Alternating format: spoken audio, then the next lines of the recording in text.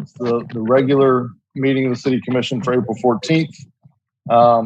If you would please silence your devices, and if you can stay on mute unless you're about to speak or called on to speak, it'll help cut down a lot of the background noise.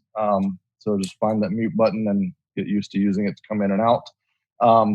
I'd say real quick before we kind of dive in, if there's any kind of a technical glitch or temporary disconnect, if it's one of the commissioners, we'll just treat it as if they had stepped out in a normal meeting. Obviously, if we all get disconnected, look for something from Thomas to try to reset up the meeting, log back into the meeting.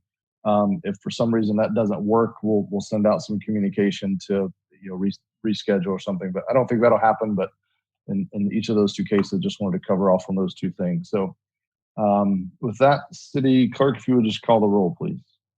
Sure. Mayor Owen? Here. Vice Mayor Clody? Here. Commissioner Hartman? You have to unmute. Yep. Here. Commissioner McGurk? Here. Commissioner Sacks? Here. Thank you. Okay. Because it's a virtual meeting, Leslie, I need you to remove the cat, please. Commissioner Sacks, you're not on mute yet. We're not going to have an invocation or pledge of allegiance, but did just want to take a moment to acknowledge a great loss in our community since we last met.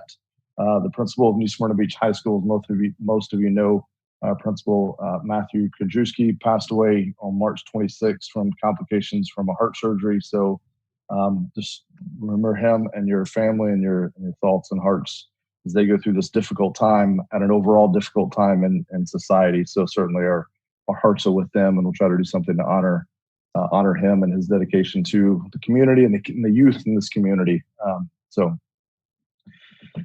City Manager, any changes, anything on the agenda? Anything, Tyler?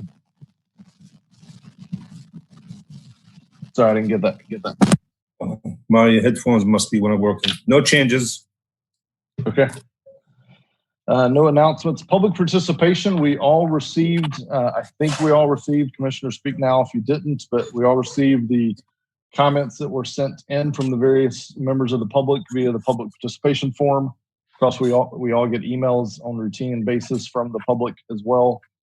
Those will be made part of this, of the public record, the meeting minutes for this meeting in their entirety. So the entire document will be added to the meeting minutes that we'll approve at some future meeting. So those will be part of public record. And if we have to keep doing this, which I hope we don't, we're looking for other ways. Some other cities are trying out some other ways to do public participation where they can actually come in and participate. So we'll continue to explore that, but hopefully this is a one-off thing. So, all right, first item of business, consent agenda. We have 3 items.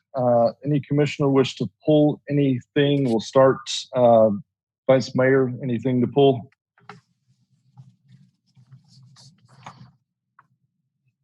Item C. Item C. All right. Commissioner Sacks, anything to pull?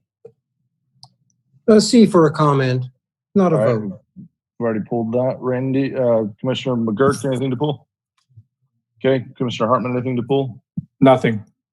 All right. With that, do I have a motion to approve consent agenda items A and B? Move to approve. Second. All right. I heard 2 to approve and a second. City Clerk, if you'd call the roll, please. Vice Mayor Clody? Yes. Commissioner Hartman? Yes. Commissioner McGurk? Yes. Commissioner Sacks? Yes. Mayor Owen? Yes. Thank you. All right. Items A and B are approved. I should mention, staff, if you're on just for one of the items as we cover off on items, feel free to drop off the meeting. We won't take offense to that. Item C, Commissioner Colodi, you wanted to pull, and I'll also take comment from Commissioner Sacks. Commissioner Colodi, what were your thoughts? Well, we're moving along with the process to buy lands. I'm glad to see that we have people who are actively interested in selling us the properties. We have before us $24,688.60 for a proposal to negotiate with the prospective sellers, which is a good thing. But I just want to point out that that's not all the costs that we are going to incur. You read through their contract, it's not overly clear. There's a section in there that talks about surveys, so on and so forth. But none of those costs are included in this amount of money. I had asked Brian, who provided me with a lot of very good background information on the things we are still going to have to do. We're going to have to arrange for all legal aspects of these things. We're going to have surveys done. We're going to have assessments done. Whereas we have an approximate cost of $2.4 million for the purchase of these properties. When you figure in all these additional costs, it's going to be somewhere between 3.2 and 3.6 million. We did not fund the entire amount of $15 million. We have not received our 3.7 or $3.4 million from the state of Florida. We have enough to cover all these purchases. Hopefully Florida will come across with their monies in the near future. But one thing that I would like to bring up on it, first of all, I have no problem with this contract, is that we did not fund the whole $15 million. I know Commissioner Hartman had wanted to do that to take advantage of the low interest costs at that time. But right now they're really low. I don't know if there's anybody interested in participating in loaning us the rest of the money or even refinancing the first part of it. But I think that's something we should look into. And I just wanted to bring that up at this time instead of waiting until we got around to the commissioner comments. So do we want to have any discussion on that? So Commissioner Sachs had also wanted to pull the item, so we'll let him speak at this point, and then we'll see if the others want to chime in. Commissioner Sachs, your comments on this? Yes, I had a comment from one of the Turnbull task force members, and it's a very good one. It basically discusses the $24,000. The fees that we're about to provide, are these fees, in the interest of transparency, are these fees something that are beyond staff's capability to provide as far as expertise? Or is this just a normal course of business that we deal with this lowest bid with this Florida Land Trust? If staff could answer that. I can take that. I can take that one. We're using the North Florida Land Trust, who came highly recommended to us because they're experts in exactly this type of service that they provide for cities, water management districts. So they are functioning as an extension of staff, but we really do not have this expertise on staff. Could we do it? Possibly, but I think the committee and the commission recommended we hire a third party. This is an excellent third party to use for that purpose. And then just real quick, just back to Commissioner Colodey's point, just to emphasize that most of the outside fees, like for surveys and the environmental assessment, those would come after the purchase agreements were brought to the committee and then the commission, and then that would be part of a due diligence phase. So a lot of that additional out-of-pocket would not come until you have a purchase in front of you that you have voted to pursue. Thank you, Brian. I'm pretty comfortable with that process myself. I think she is as well, but she just wanted to make that comment. I think it is valid. There is that one more point that I keep bringing up. Please, staff, make sure the grant requirements for certain features on that larger parcel that we first purchased, that we provide those at some time. I know there will be an additional cost. I'm not sure where that cost will come from. I believe the original grants, possibly for trail and other features that we are required to provide. So please keep that in mind. Will do. And we will, Commissioner. Thank you, guys. Mr. Mayor. Yes. the negotiators, are they going to come up with a firm price to purchase before we have the surveys and before we have the environmental assessments? Because they Yes. could drastically change the price. So we won't be entering into any firm dollar amounts until we receive that information. Perhaps you could answer that, Brian? Yes, the survey is expensive, not relative to the purchase price, but we would normally come back to the commission with a tentative purchase price agreement. And then we would go perform the land survey as part of the due diligence to verify that it meets all of the requirements, including title work. So it'd be first to commission, then they would perform that, and then most likely back to commission for final verification to proceed with closing. So if any of our phase 1 environmental studies come back with difficulties, we will be able to back out of any contracts at that point, or at least renegotiate them. Yes, we'll confirm that with the consultant and let the commissioners know that to verify that's the process, but I believe you're correct. Okay, I'm not uncomfortable with entering to this contract now.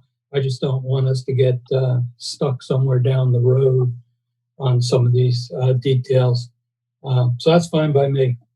I do have just one comment. I read through all the appraisals, and I was quite surprised to see the lower appraisal cost for the Ellison Acres property.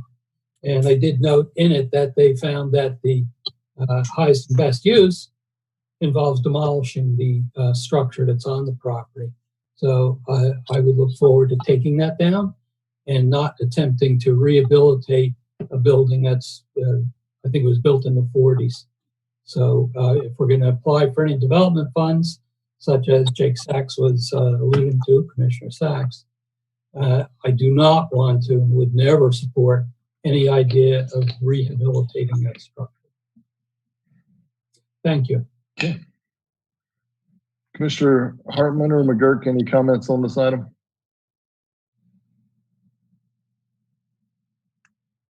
None. Okay. With regards to the funding, you're right. The rates are, I mean, I don't know, but I would assume interest rates are probably even lower now than when we borrowed. You know, the markets are probably going to be pretty turbulent for the next little bit. Honestly, in uncertain times like this, you can see interest rates actually rise, even though the cost of funds has gone down to banks because they view everyone as a potential credit risk at this point. So it'd be interesting to see how that all kind of shakes out. So I think it would be a little premature. I mean, just me speaking, I think trying to jump in the market right now would be premature. But certainly if we're able to move pretty quickly on some of this, we might be able to get, might be able to find sellers that are motivated and get some pretty favorable financing terms. I certainly don't think our cost of funds will be higher than it was the last time we borrowed. So I don't think we'll be penalized for having made the decision we made last time, and we saved money on interest. So, all right. I agree. Do you have a motion on item C? I will make that motion that we approve the entering into the contract with the North Florida Land Trust in the amount suggested so that we can move this project along, which I believe is very important. Okay. Do I have a second? Somebody's going to have to unmute everything. Second the motion. All right. Commissioner Sachs, I think you may have turned your video off briefly, which means that you dropped over to the last screen. We'll fix that in a minute. All right, we had a motion and a second. City Clerk, if you'd call the roll, please. Commissioner Hartman, Yes. Commissioner McGurk, Yes. Commissioner Sachs, Yes. Vice Mayor Colodey, Yes. Mayor Owen. Yes. Thank you. Item C is approved. With that, next item up is the COVID-19 response, new business. Khaled, do you want to give some updates and background or anything? Yeah, man.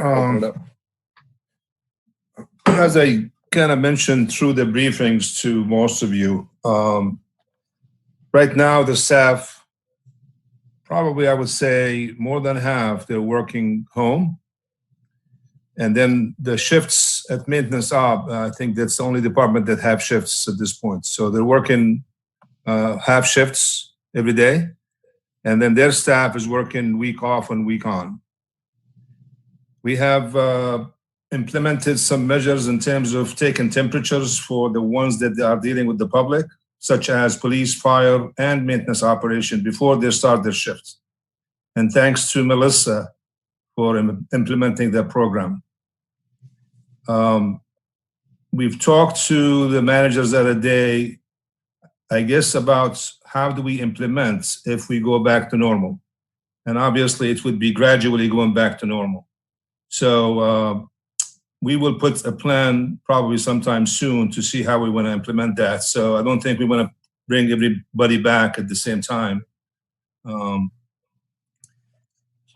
In terms of the masks, I know the fire chief has ordered 1,500 masks. We received some today. So that will be able to, for example, we have the building inspectors, anybody who's dealing with the public outside that will be able to get a mask. So that kind of took a while, but it's at least now we have them. The fire and police, they have not changed their shift at this point. So they're working as normal. I know the police department, they are short on staff at this point. So I'm sure Mike, if Mike will jump in if I misstated that. Well, we're good right now, Colin. Go ahead, Mike. What is it? I said we're good right now, Colin. I mean, Okay. I don't see us having any problems as long as anybody just doesn't get sick. Yep, that's good. Thank you. I think at this point, Mayor, this is right now what we have. It seems like the people working from home are doing a great job, and thanks to Thomas Farmer for setting them up. For example, we have finance working from home. We have a couple of planners working from home. We have a couple of the city clerks personnel working from home. I have Tammy working from home, and it seems like it's working very good. So we appreciate everybody's efforts and working hard during this time. I know it's difficult, but I think we're handling it so far. So hopefully it doesn't last long. That's what we're praying for. So with that, if you have any questions. Okay. Just real quick, I hate to do this, but I think it's important that we have all the commissioners be able to be seen on this front screen. So staff, if you would just mute Commissioner Sachs, leave your video on. Staff, if you can mute your video, we'll get Jake back up. And then you can all turn your videos back on. All right, almost there. Just yeah. Now, some of the measures, Mayor, that you guys have implemented, such as closing the boat trams and then closing the off-beach parking. The boat trams are closed until today. So that's something, an item that you guys need to discuss. The off-beach parking, that's go along with the county. The county, as far as I know, until I send them an email, I have not heard back from them, but their beach is closed except for the walkers and runners and so forth. Now, there is some, we have some requests from staff to close off parks. I'm not sure where the commission stands on that. And then we have some other commissioners who were asking about the golf course. And I think I mentioned to some of you during the briefing that the golf course at this point, they're sanitizing their carts. They're doing everything possible in terms of meeting the CDC guidelines. It doesn't look like we have any issue there. Actually, people are complying. So unless if you guys heard something differently, I have not. The concerns about the parks are the restrooms. Obviously, people go into the restrooms, and we've done everything we can to sanitize them and make sure that they're okay. But the users are quite a bit, especially now with the school is out and they're doing the virtual schooling. So a lot of kids using the parks. So these are the items that's you know, you got boat ramps, you got the off-beach parking, and you got the parks, you got the golf course. These are items, I guess, that's probably a good idea as a commission to discuss and to see where we stand on those. Okay.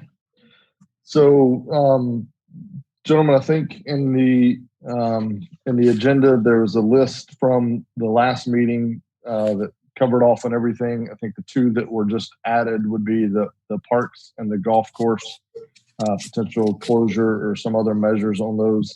So probably the simplest way to do this might be if we just kind of go around the horn and just kind of everybody give your thoughts and views on those, and then we'll try to find some common ground on what other measures need to be taken, what needs to be done on these things that are in place. So does everybody have this list on the agenda? On everybody's agenda that starts off with canceled all permit events on city property and then canceled the sports complex, etc.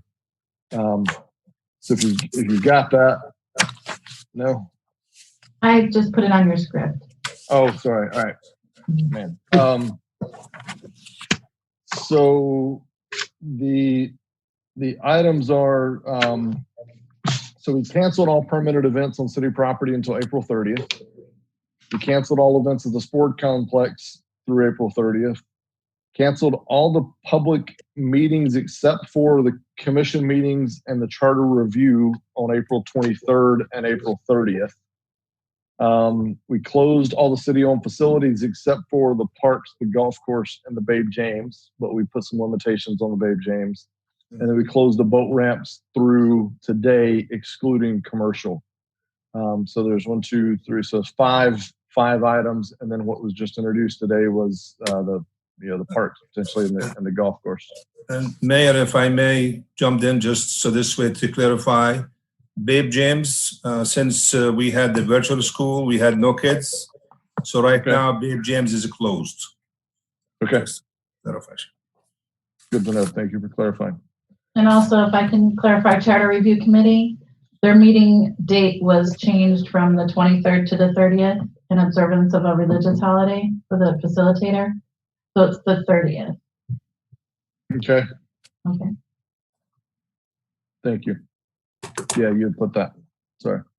All right. So the questions are basically, do we make any changes to these? Do we extend these? If you look at the thing that was sent out by Colin earlier, if you look at most of the events at the Brandon Center, those are canceled. A lot of the ones in early May are already being canceled as well. So with that, I'm just going to kind of open it up. We'll go. We'll just go in the tradition. Actually, we'll go in reverse order. We'll start with Commissioner Hartman and work our way the other way on the virtual dais here. Commissioner Hartman, thoughts? I'm comfortable with what we've done so far, but I would like to, we're going to need to talk about the boat ramps. I know that we've increased the traffic in Port Orange and Oak Hill by closing ours. I was just wondering if there was some way that we could do a limited opening or maybe just open one of the ramps with staff in attendance to make sure that, there weren't large groups. We could do it on some kind of a basis. And then again, leaving it open only to Fine County residents. Okay. Mr. Mayor. The other thing is, I think if you've been following the numbers, we've been really good in the number of cases in our zip codes. So I think what we've done has been effective.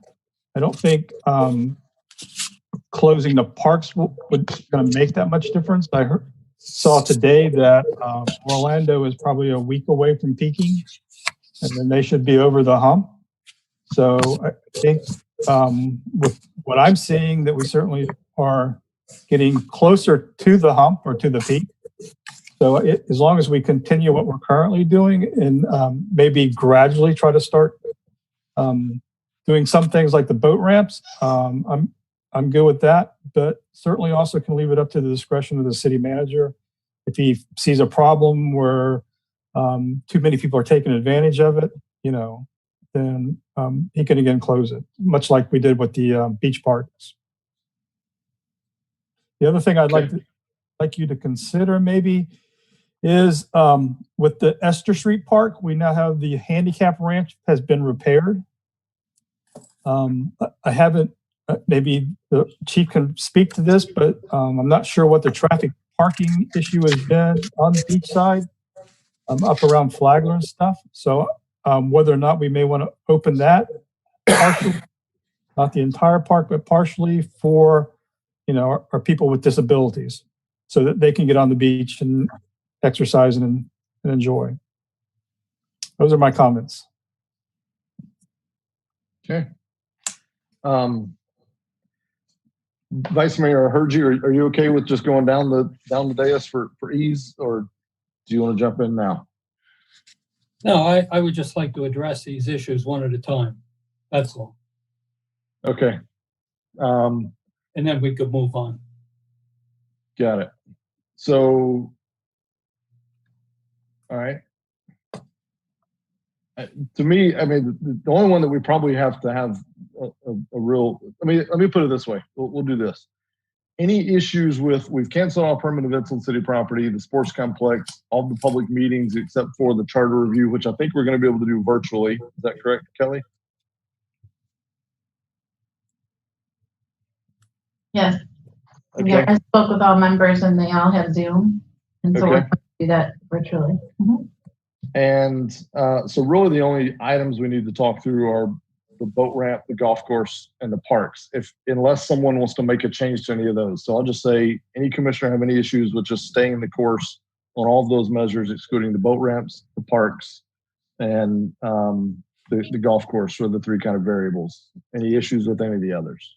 I don't have any issues with the others. I do have one additional one that I would like to bring up. All right, put it on the table. Let's go. So, Mr. Mayor, go ahead. Yep.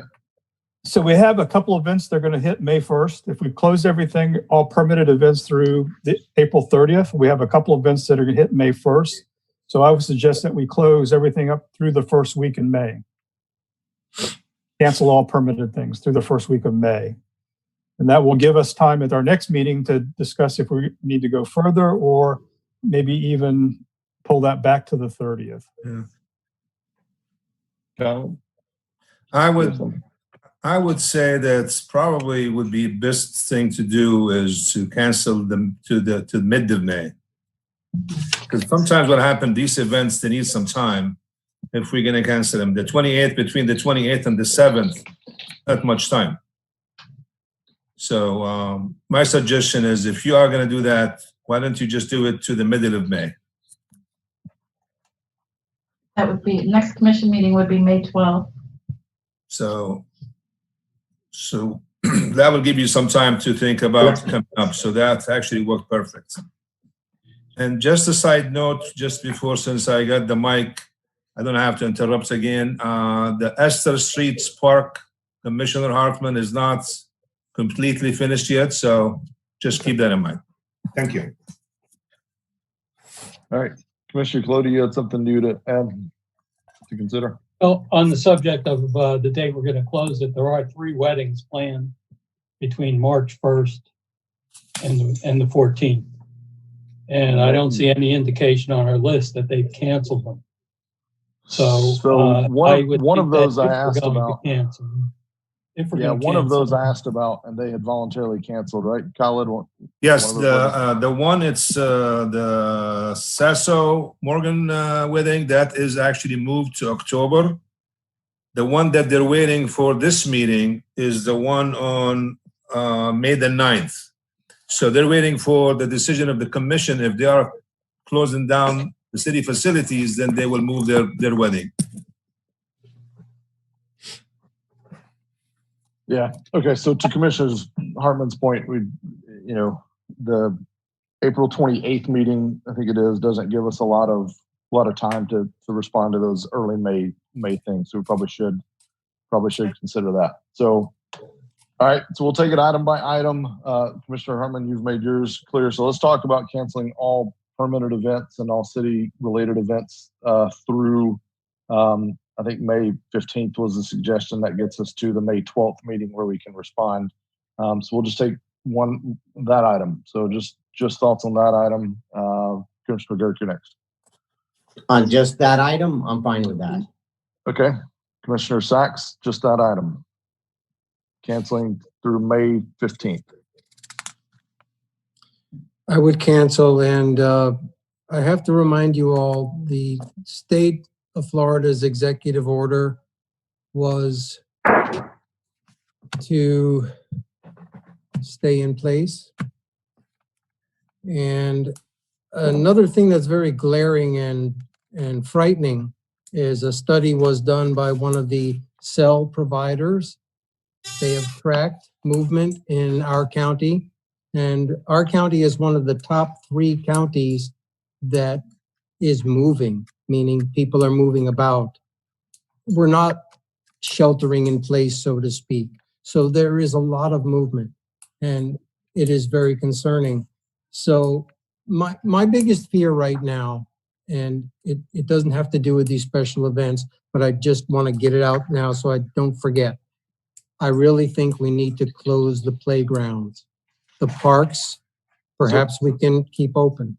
So if I may, I'm going to try to take this to Vice Mayor's suggestion. We're going to come back and talk about those as a line item so we can get everybody's thoughts kind of together on each of those. So, so playgrounds is on my list. So for now, though, all the permitted events on city property, things at the Brandon Center, Live Oak Center, sports complex, etc., shutting all that down through May 15th, all permanent events or city events. Yes, I would agree. You're in support of Close. that. Shut them down. Vice Mayor Colodi? Yes, I agree. Okay.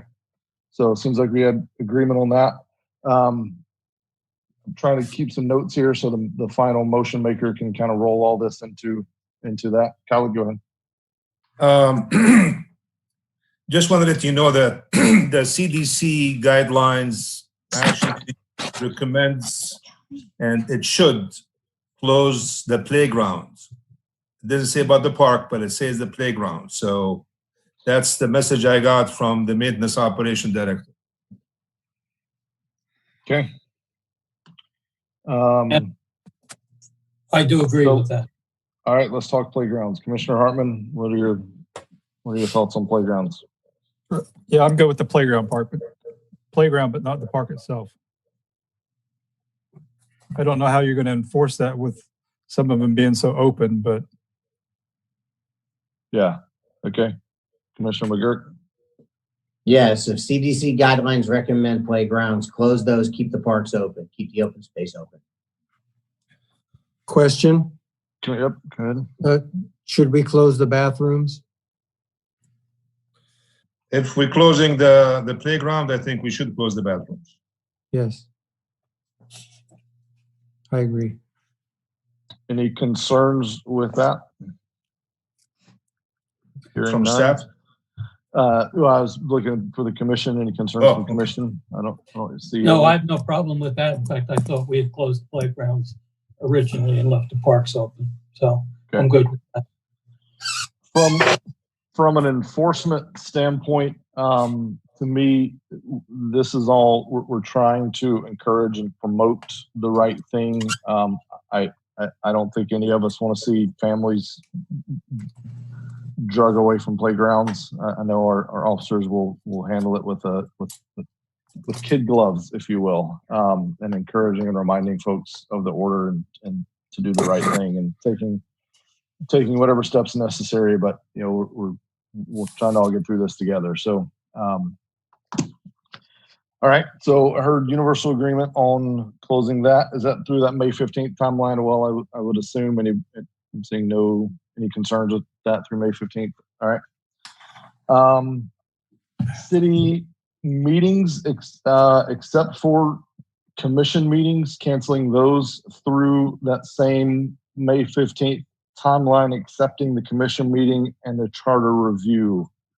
Thoughts on that? Khaled, anything first to say on that? No, I think I mentioned to all of you that the board meetings, I think the one that we have is the Planning and Zoning Board early May, And Brian has mentioned to me that there are no essential items on the Planning and Zoning Board agenda. So his recommendations, it should be canceled, same as the Historic Board. So I don't think we'll have any issue as far as staff to cancel at least until the mid-May. All right. Any concerns from the commission? Jump in now if you have concerns. If you disagree with going through May 15th, or you have any opinion to add to that or suggestion to add to that? Just a question, Mr. Mayor. Yep. I know Kelly had mentioned that the Charter Review Committee can use Zoom. It has been verified with all of the members that they have the technology and are able to go forward. Yes, I either received an email response or I spoke with them on the phone, but all of them, including the facilitator, have the capabilities to use Zoom and they have it downloaded. Yeah. And the willingness, correct? Yes. Okay, thank you. You're welcome. Okay.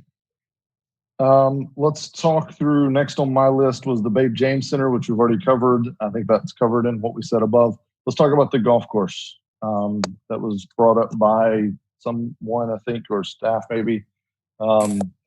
It's been open to date. Staff is trying to do cleaning on the course. I guess the carts and the different facilities, pro shop, etc. So, thoughts on the golf course? We'll start with Vice Mayor Clody and go back the other way. Well, I don't know if there's any other golf courses that are closed anywhere. They are outdoors. When you play golf, you play in a foursome. So there's no large groups. The only change I've seen, from other golf courses is unless you come to the golf course with somebody in a car, they give you their own individual golf cart to maintain it. So as long as we're doing that, I strongly suggest we keep the courses open. Okay. But I would like to see that one change put into effect if it's not. I haven't been there, so yeah. I really don't know, but I plan to be. Okay. Commissioner Sachs, comments? Yes, I had spoken to someone who just happened to play today, I think it was. I think Gary is doing a very good job trying to keep the course sanitary, providing a cart for each individual, no two people in a cart.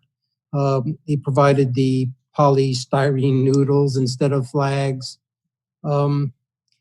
Yet I still have some discomfort because of the actual executive order. But I don't know, I tend to be flexible. If people are really trying to be careful and separate, keep that social distance, and they're keeping the course sterile,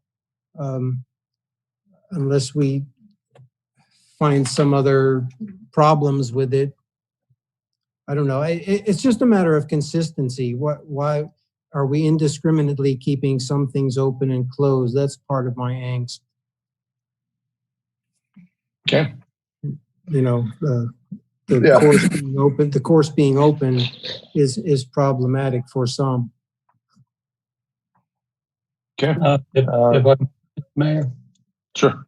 I get emails regularly from various golf courses, and I know that Preserve at Turnbull Bay did make a specific request to the governor's office as to whether golf courses should be open or closed, and the answer came back: they are not excluded, or they are excluded from the order to be closed. So they're outdoors, and that was the order. That's all. All right. Commissioner McGirt, thoughts on this? Yeah, Mayor. At this time, I'm comfortable with keeping it open. Okay. I will say this, I did drive by at one point. I saw a gathering of people in front of the restaurant. So I would ask that staff pay attention to that and make sure that that's not going on. But for now, I'm comfortable with keeping it open. And that raises another important question. Tiano's, is it takeout service only? Does anyone know? It's got to be. Yes, it is. Right. Yeah. Commissioner Hartman, thoughts on this? I'm comfortable with leaving it the way it is now, just as long as staff is making sure that outside in the parking lot that they are staying safe distances and minimizing down to 6 or less. So, okay. Because I drove by the other day also, and there was a huge, probably 6 or 8 of them in the parking lot all together. I think if we just ask staff to maybe put some flyers up or walk out every now and then and say, hey, remember you got to keep your social distancing. You're welcome to play, but either move on or come play. So, but I'm good with leaving it open. Okay. And I too, if we've already taken those measures that I think the Vice Mayor suggested that he's seen at other courses with the 1 cart per person or 1 cart per carload, if we're already taking that, or if not, if we start that, I'm comfortable with leaving it as it has been.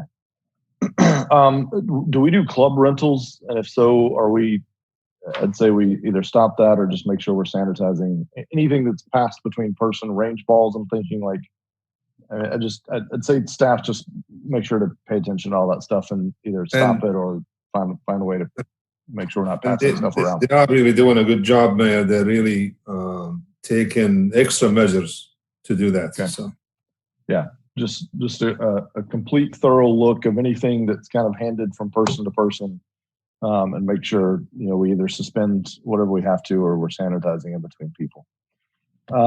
Next item up on my list was probably the big one, which is the boat ramps. As you all know, that closure was from March 27th through today. So if we take no action, then they would just be fully reopened as of tomorrow morning. Commissioner Hartman, you already spoke on this item, so we'll come to Commissioner McGurk on that item and then work our way back. Thank you, Mayor. So I've kept up with as many people as I can in the community about how we're doing. And to my surprise, we're actually doing incredibly well with not having any real major outbreaks of the virus. That was my concern with closing the boat ramps. I'm concerned about opening them back up, but I am willing to give it a try. I have not seen the number of cases in Southeast Volusia that we were supposed to, or that was anticipated at this time. That is not to say that won't happen, or we won't start seeing that.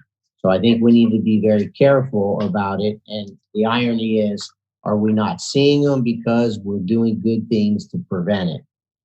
So with that being said, I'm in support of opening up the boat ramps and reassessing that at the next meeting, and also giving the city manager the ability to immediately shut it down if he sees something or if the police chief sees something, if staff sees something that they don't like, that is not right, that we give them the authority to go ahead and shut it down, and we'll reassess at the next city commission meeting, whether it's open or closed, as to how we think it's going, whether or not we want to do it. Commissioner Hartman, I'm certainly, anything we can do to limit the number of people, limit it to 5 counties, if we can do that legally, I'm for that. Thank you, Mayor. Okay. So far, to recap from Commissioner Hartman and McGurk, I think I heard both of them in favor of reopening, but maybe like a partial, if we can legally do it with limits on to find counties is what I heard. Commissioner Sachs, your thoughts? Well, again, my thoughts are on a more serious consistency note. Again, there's the executive order of maintaining isolation and separation and quarantine. The boat ramps are still problematic for me. It would be wonderful to open them for gag grouper and black grouper season come May 1st.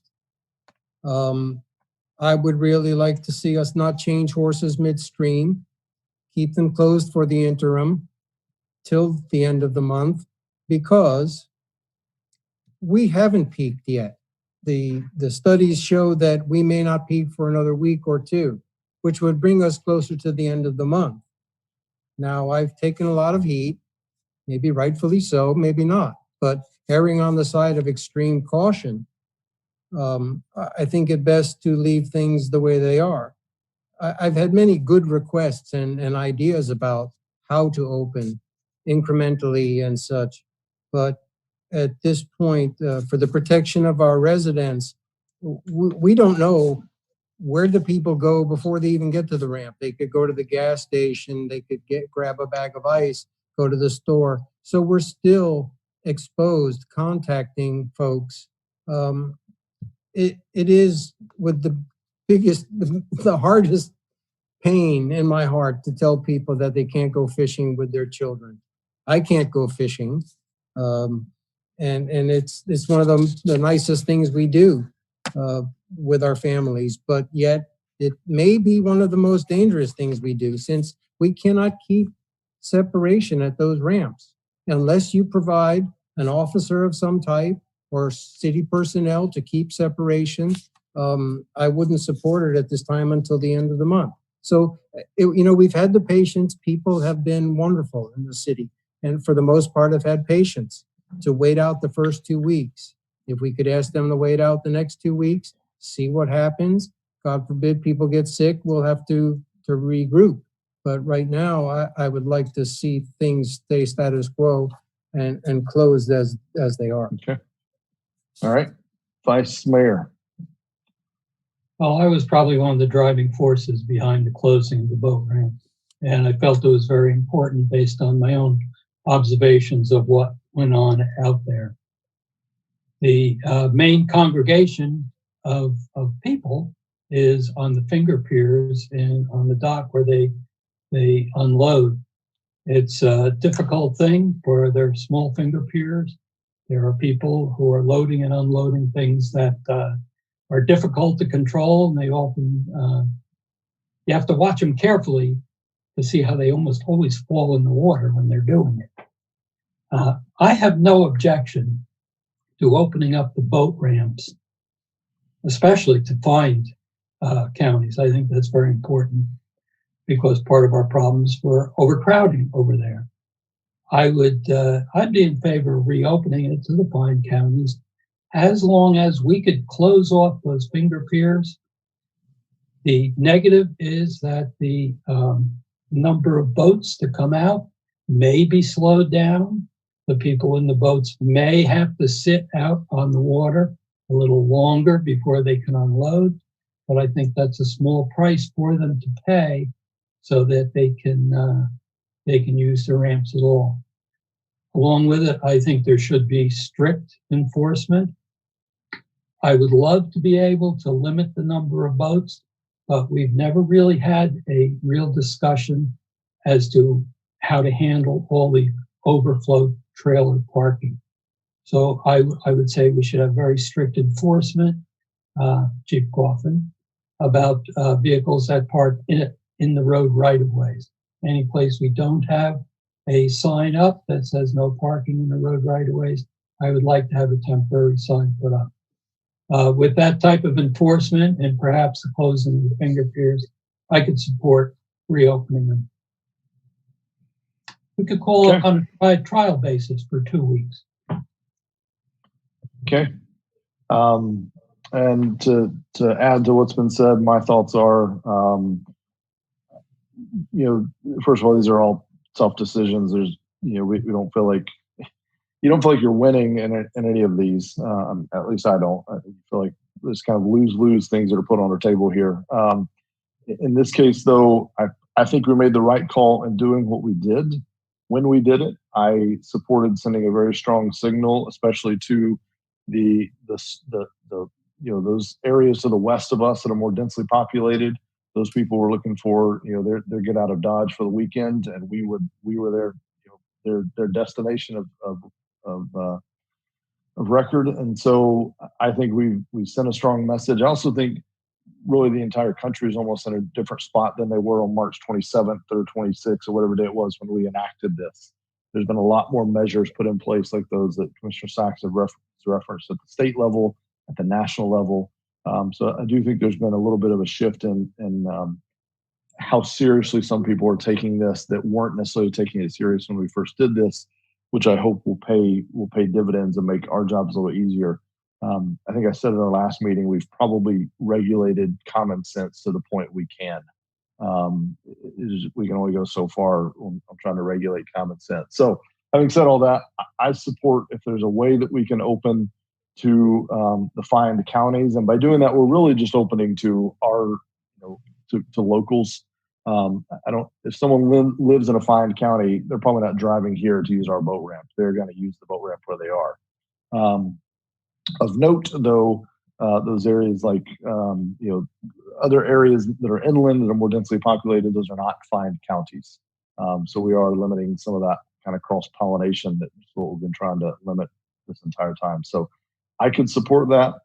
I would have to defer to staff on all of the finger piers and whether or not that, one thing I think we're seeing is, Commissioner McGurk's favorite word, the unintended consequences, right? I mean, you start limiting how many people can go into a store. Not that we've done that, but just stores have voluntarily done it, and I appreciate that. But then if they don't actively manage the outside, you get 50 people jammed up, crowded in, trying to queue up to get in the store. And so you've caused a domino effect. You caused another problem trying to solve this problem. So, I don't know the operations enough at the boat ramp. Again, I just have to defer to staff on whether or not closing those finger piers down would help the situation or potentially hurt the situation. I'll defer to staff and or Vice Mayor seems to be more familiar with that than I am. So I could support that. I would say we could do that through that. I would support it even through that same May 15th timeline, but giving the city manager some authority on that if things got way worse. I think through all this, and I was going to mention this at the end, I'd like to give our city manager some authority to make some actions if we need to in a quick way. If things start getting really, things really ramp up and get worse, I'd like to give our city staff the ability to respond quickly. But I don't want to put them out in front of any political arrows. I mean, there's a lot of stuff floating around here, and I think it's fair to staff to try that we hide behind them to make the tough decisions. But I do want to give them the authority to act quickly on something. If they see something that needs to be done, I want them to know they have the support to do that. So I have a long-winded answer to that, and I've wandered off a little bit. But so I think we had kind of Question, general consensus please. on that.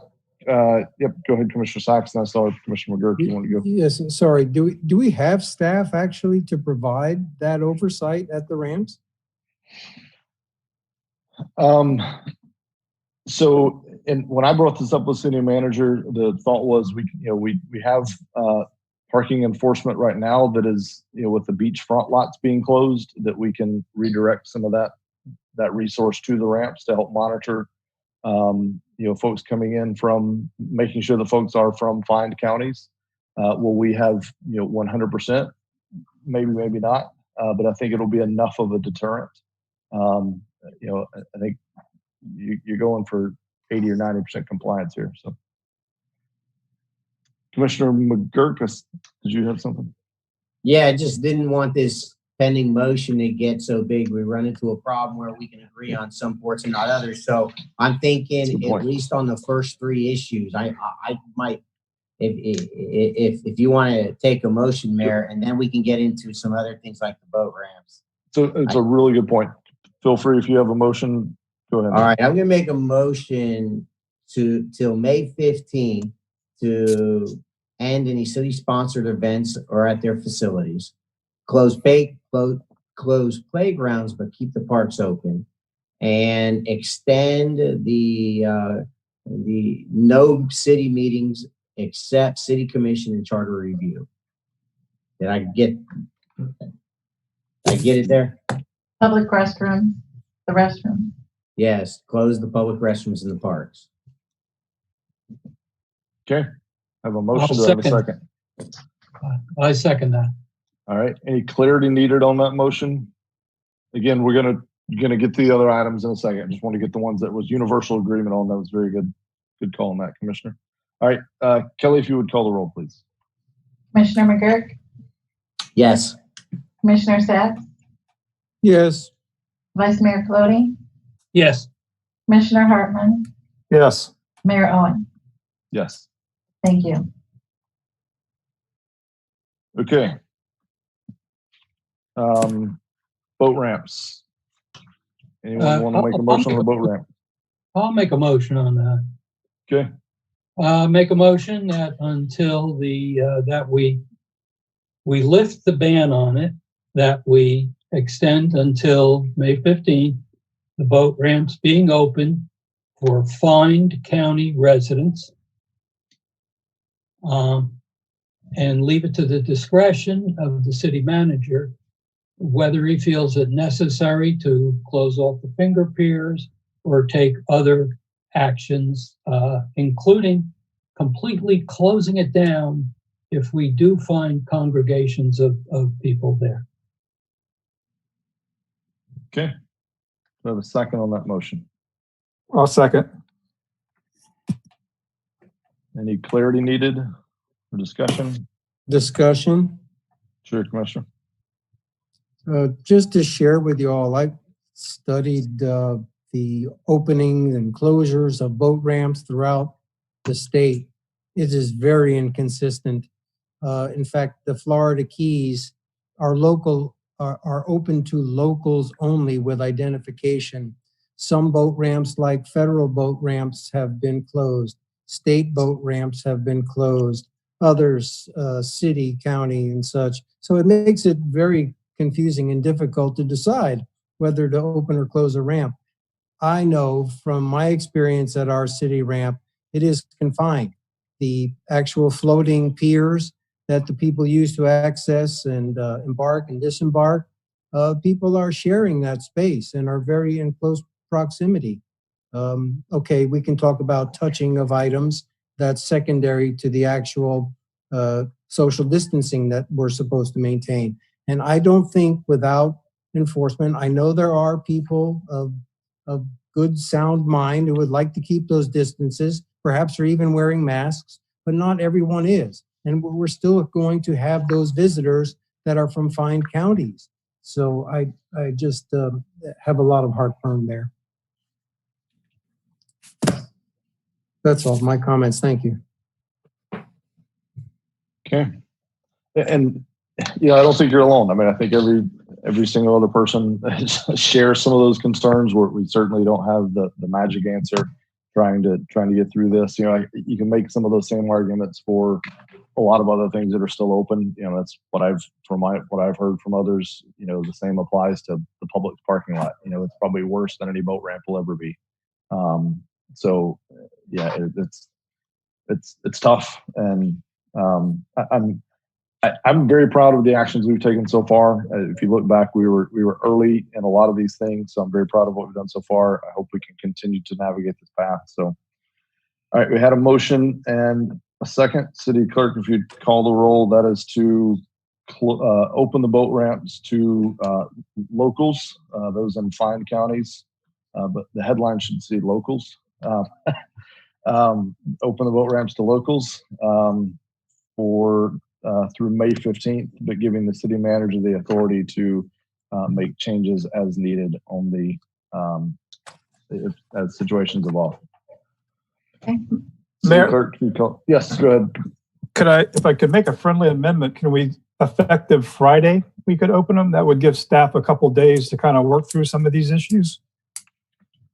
Would the maker of the motion be okay with that? I have a problem with that. So the challenge is, I think right now our last action is expiring. So we're going to have this gap between now and Friday where they would just be technically open because they were set to be, the closure only applies through April 14th. Okay. So I think we need to make it actually, I'm glad you added. I think the motion maker should probably be clear this is effective April 15th, so we don't have some weird gap in the transition.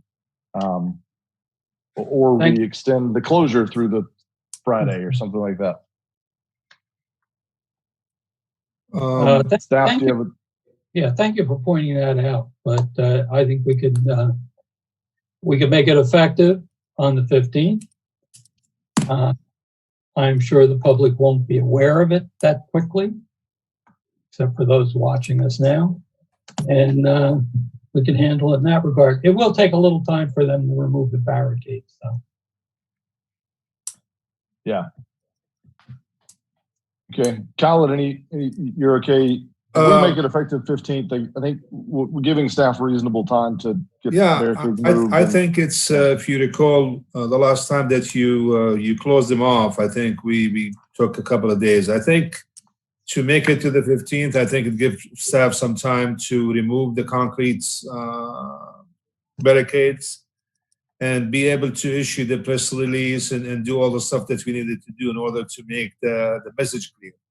So I think this then probably, because 15th is just tomorrow morning. I don't know if you realize that. I think this must move quick. So I think that we should probably say the closure is extended through Friday, at which point they'll be open to as we've communicated. The motion maker be okay with that? Yes, that's what I was going to suggest. I think it's a very good idea. Okay. The seconder, okay with that? I'm good with that. Staff, good with that? Yeah. Okay. So that's me. You, just to make sure, Mayor, you're talking about open the boat trams on Friday. Yeah. So the official action today is to extend the closure until Friday, at which point they will be open to locals, those in find counties, which is just locals. All right. I had a motion in a second. Am I stressing that enough? Can I be more subtle? All right. City Clerk, if you'd call the roll, please. Commissioner Hartman, Yes. Commissioner McGirt, Yes. Commissioner Sacks, No. Vice Mayor Colodey, Yes. Mayor Owen. Yes. Thank you.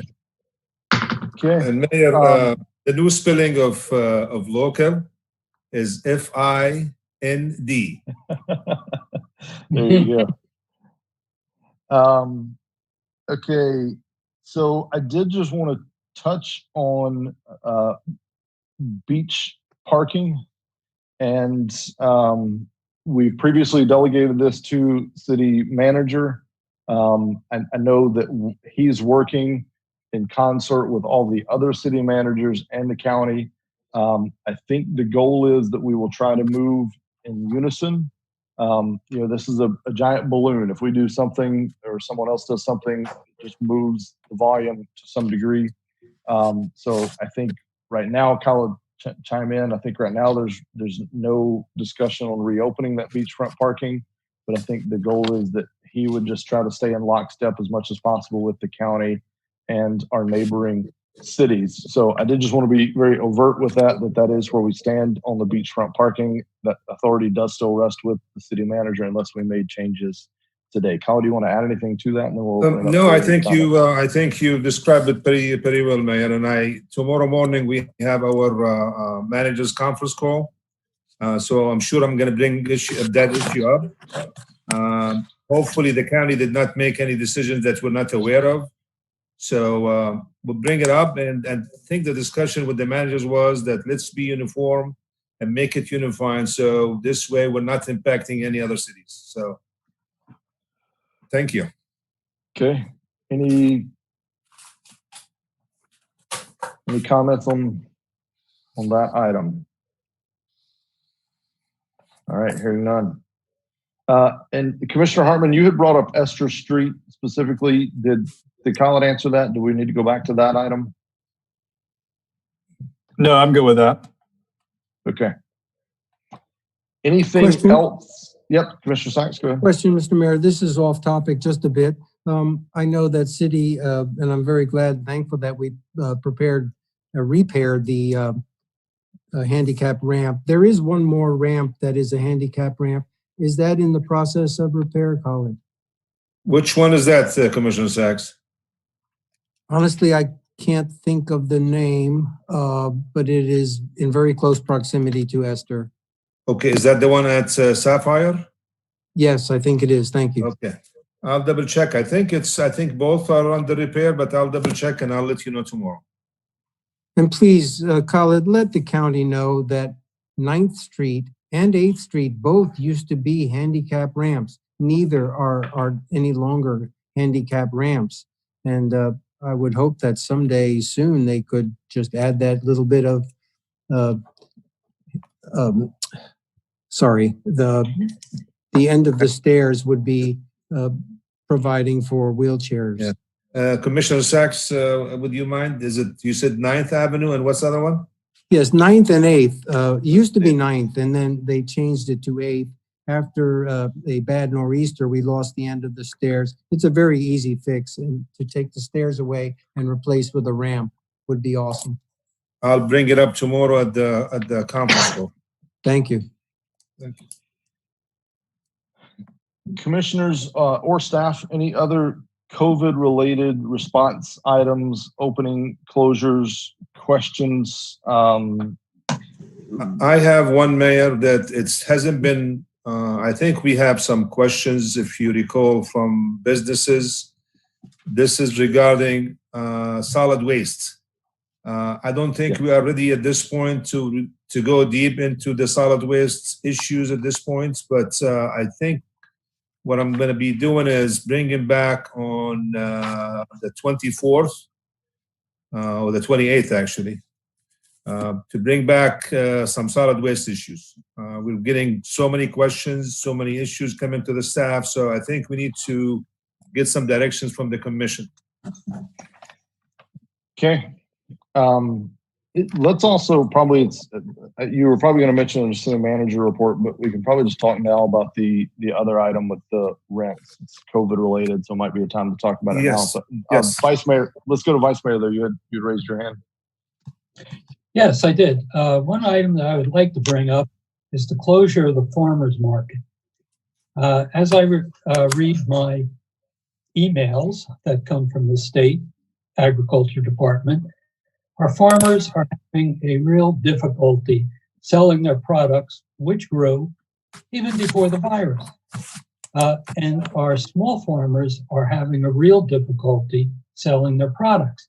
You can see how some of our restaurant people have taken a step to make those products more available. Some of the catering companies have also stepped up to provide the fresh produce.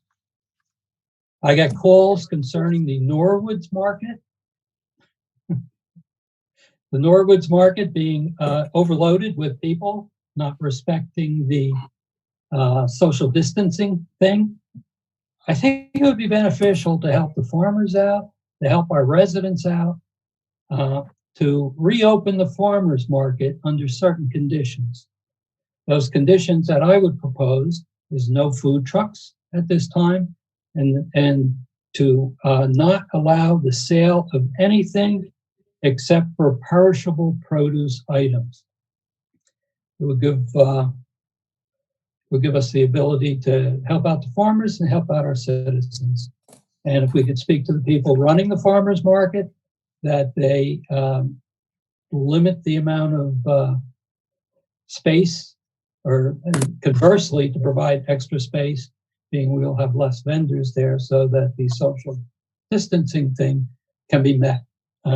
I've received correspondence from at least one of our local farmers, an elderly gentleman, who's having problems with it, problems making him meat, and he can't sell his tomatoes or whatever they are. I would like to discuss that and see if there's any support among the other commissioners or yourself to reopening the farmers market just for the perishable items. Okay. Thoughts on that? We'll come back this way, Commissioner Sachs. Well, certainly I can provide comment. I think it's a wonderful idea. People want fresh fruit and foods. It would give the local growers an avenue, farm to table. I would hope everybody would practice discretion and keep that 6-foot distance. It's worth a try since we already have a market operating on private property. I'd be willing to discuss it with the market operators or their board and see if they can work something out that is a healthy way to go and a safe way to go. Okay. Commissioner McGurk? Yeah, I have no problem with what I'm hearing right now. Same concerns and same general feeling on allowing them to try to get their perishables to some kind of market without having to throw them all out. Okay. But how do your cats feel about it? That's the real question. they photobombing you there. It's a cat show. Commissioner Hartman. Yeah, I would be in support of that, especially if they could do similar to the drive-through or drive-by sort of concept that the other markets are using in the area. I could support that, but I think that rather than staff tie up a lot of time, maybe the director of the farmers market maybe could come up with some ideas and put that forth, and again, use it on a trial basis. If we see that it's not being operated in a safe and favorable manner, that we can shut it down again. So I received some of the same, probably the same emails and some of the same concerned calls over the market at Norwoods, which I'm assuming that's not one that we permit because it's on private property, which is what I told them. So I would be in favor of. I agree with Commissioner Hartman, though. I don't necessarily want to have staff get, having to do this. So I would be in favor of giving staff the authority if the farmers market was able to present some solution that staff felt was reasonable, that they can meet CDC guidelines. I like the concept of some of the drive-through, no cash, cards only, some of those measures. So if the farmers market presented something that Khaled and his team that he's working with on these things, fire chief, et cetera, could sign off on that say that it meets all the right CDC guidelines and gives these folks an outlet. I do agree with the perishable produce only. Like, we're not really trying to reopen for all the other stuff. I feel bad. Those people need to make a living too, but I think we've all probably seen those mounds of produce that's just rotting away. And so anything we can do to try to get that in the hands of people, I would be in favor of not us trying to figure it out, but giving staff the authority to do that if they feel that the farmers market presents a reasonable solution.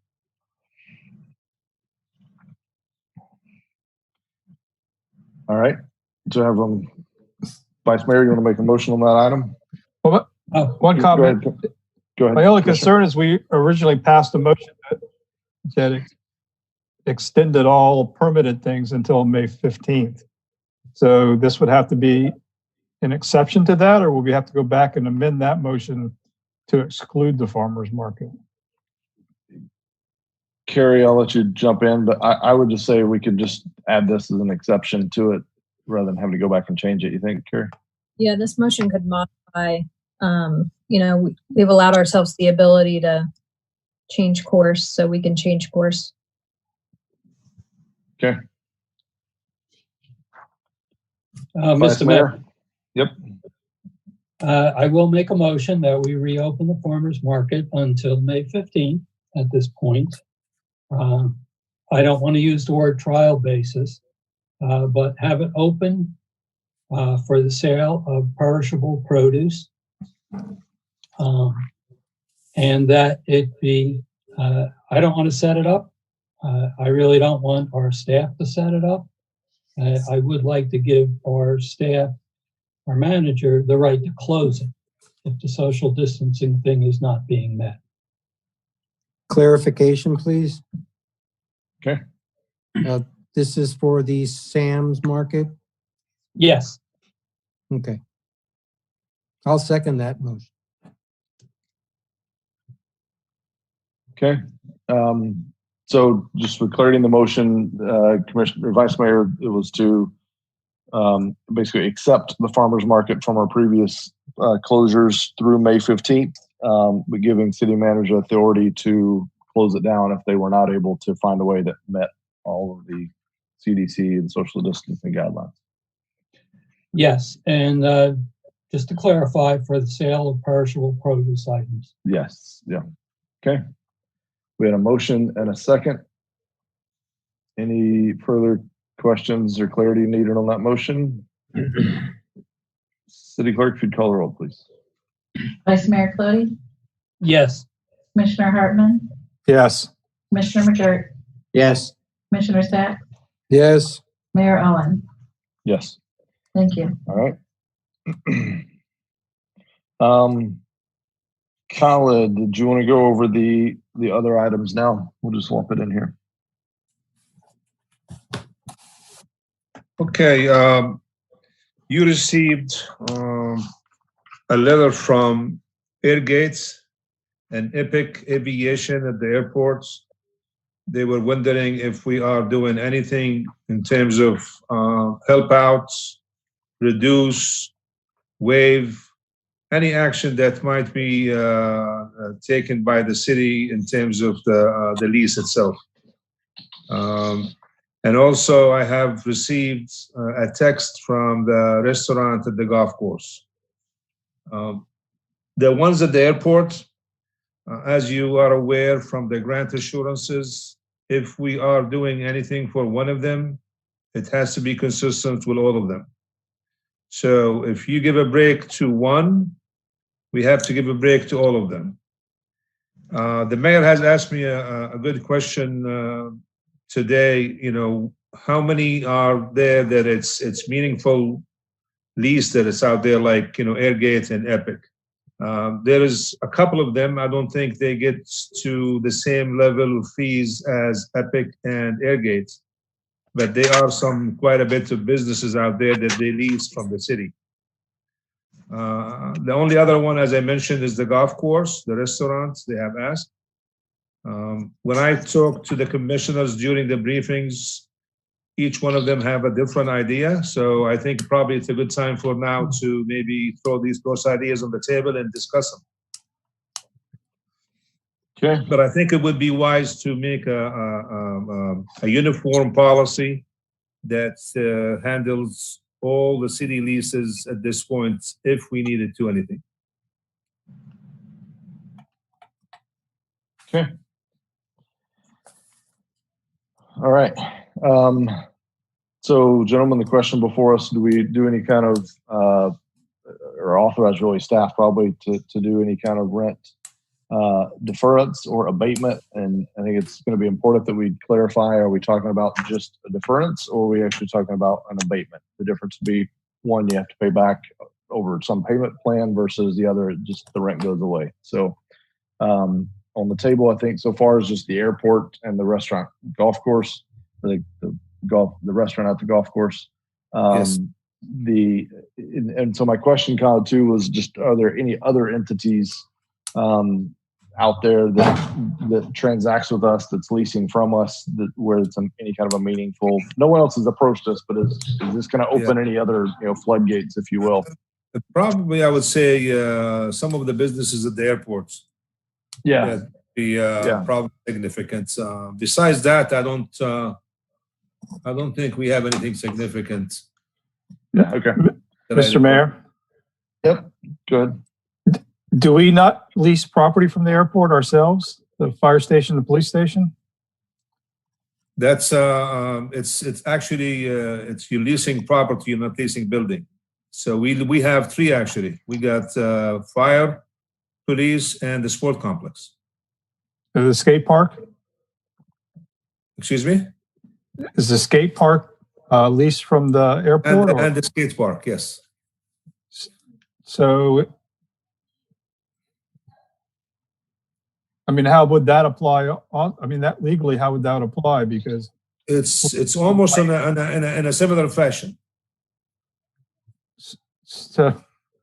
So my question to Carrie is, if this has to be across the board, and we do something for everybody else, are we not actually doing something for ourselves also? And how would that be perceived?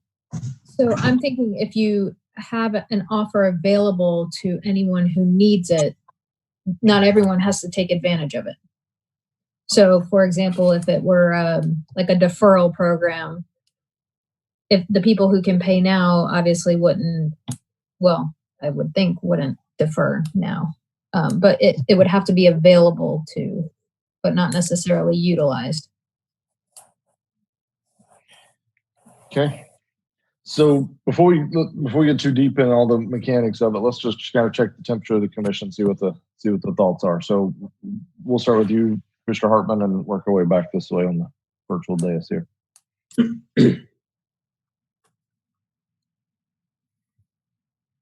I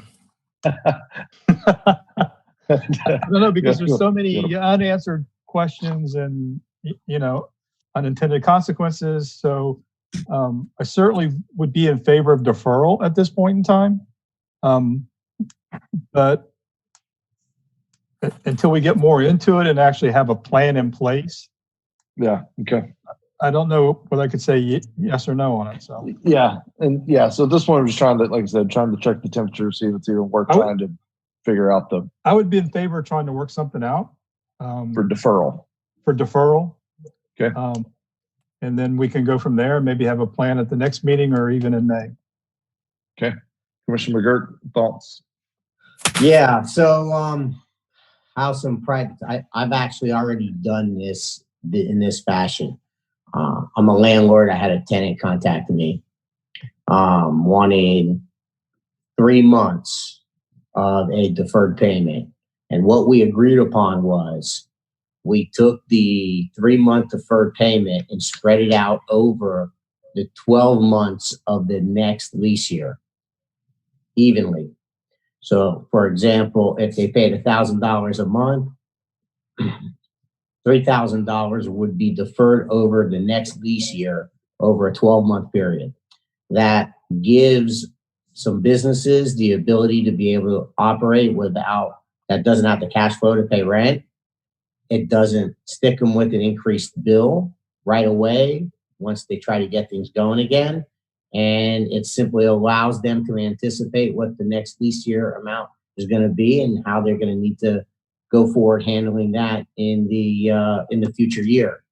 The only problem with that would be is if you have a leasee that this is the final year of their lease, there's not a, and then in which case you probably want to defer the payments, back end it to the end of the lease months and then back end it towards the current lease month. But that has been a common practice in the private sector, and it works well. So I would certainly throw that out and recommend that as a way to do it. Now we approve it, but we don't just make it. We make everyone's available to it, but the leasing needs to contact the city, put in writing what their request is. And we put a limit right now for either 60 or 90 days. So whether it's 2 months or 3 months lease, excuse me. And then make an amendment to the lease on what they're asking. Okay. All right. Commissioner Sachs, your thoughts, favor, non-favor? Yes. In order to save any segment of the economy, I'd be willing to try to help out these businesses that lease. So I'm in favor as well. Okay. Vice Mayor, anything to add? Yes, I would I'd defer up to 2 months worth. I would like it totally repaid by the end of this budget year, because that's going to have a big effect on our budget one way or the other. Not this one specific item, but we're going to be short of cash coming down the road here. I would also like to, we could waive any penalties or interest charges for those couple months. And also, if any of them are receiving funds from the federal government for rent abatement or anything like that, that they be turned over to us to cover any amounts of money that we may have deferred. Okay. All right. So I heard general agreement. Vice Mayor laid on some additional terms with getting it repaid by this budget year. That kind of goes in line with what Commissioner McGurk had talked about with structuring it where that the repayment is over some rest of the term of the lease, but with in this case just for the rest of this budget year.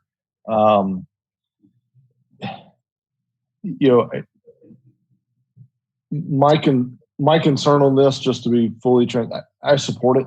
I want to support. We need to do everything we can, as Commissioner Sachs said, to support any element of the economy that we can. Just in the spirit of full transparency, one of our leases out at the airport, they've already had some business troubles that was talked about in a public meeting. So I'm not disclosing anything here. And so, I don't know how many body blows they can survive. So I guess just knowing that we're taking on a little bit of credit risk here, which is something we normally don't do, and we could get left holding the bag on. So I think it's a risk worth taking. I think it's a fairly negligible risk for us, meaning, anyway, so I think it's a risk worth taking, but I did just want to call out that we are putting ourselves in, that we are accepting some credit risk but I think it's the right thing to do. I think that all the folks at the airport so far have been great local partners, and I want to do everything we can in our power to make sure they are able to survive this difficult time, and that we've given them as many tools as we can to support them. So, a question, Mr. Mayor. Yep, go ahead.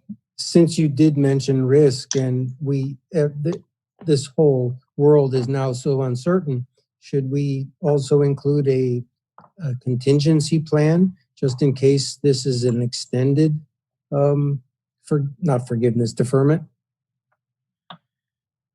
I think things are so fluid. I think we'll probably be. I mean, my thought for the rest of the commission, my thought would be, let's put some plan in place, and then if things haven't changed or they've gotten worse, or we'll reassess that at the time. They can always come back to us and say, "Hey, I know I'm supposed to have paid you at this date, and here's why I can't, and here's where we're at." And the whole world's melted around us. I mean, we can.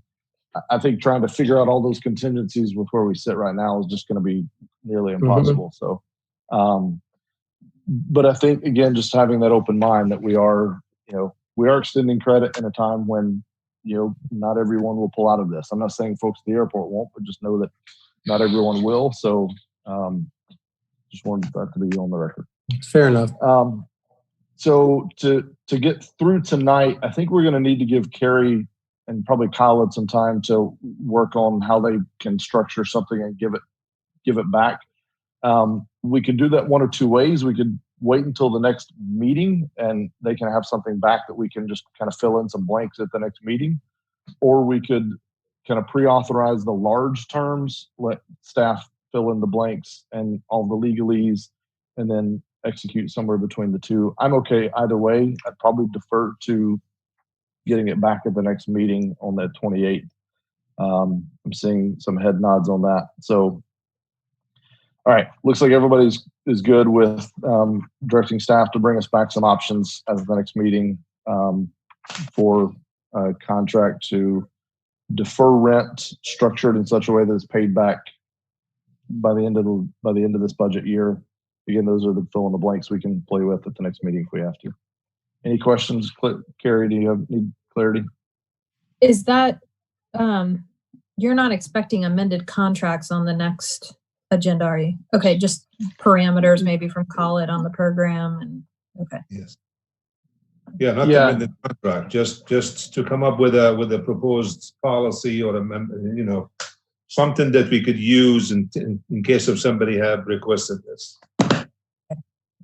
Yeah, I would just suggest that when they do call in to see what action we've taken, that we're working on it and we're amenable to it, and the details can come later. Okay. Any other COVID-related items from Colin? Yeah, I still have a couple of items. So I sent you an email, I guess about probably a couple of days ago. There was an email attachment from Brian. These are development services items that supposedly to go on the April 28th meeting. So we just want to see if the commission would like to proceed with these items. I know that you have mentioned previously that you wanted only to have COVID-19 or time-sensitive items, but I think it's time for us to bring these items because otherwise we're going to jam the city commission meetings in the next few months. So I think it'd probably be a good idea to bring some of these items. These items are important to the commission, such as the impact fees and so forth. So the list, if you, hopefully that everybody have the list.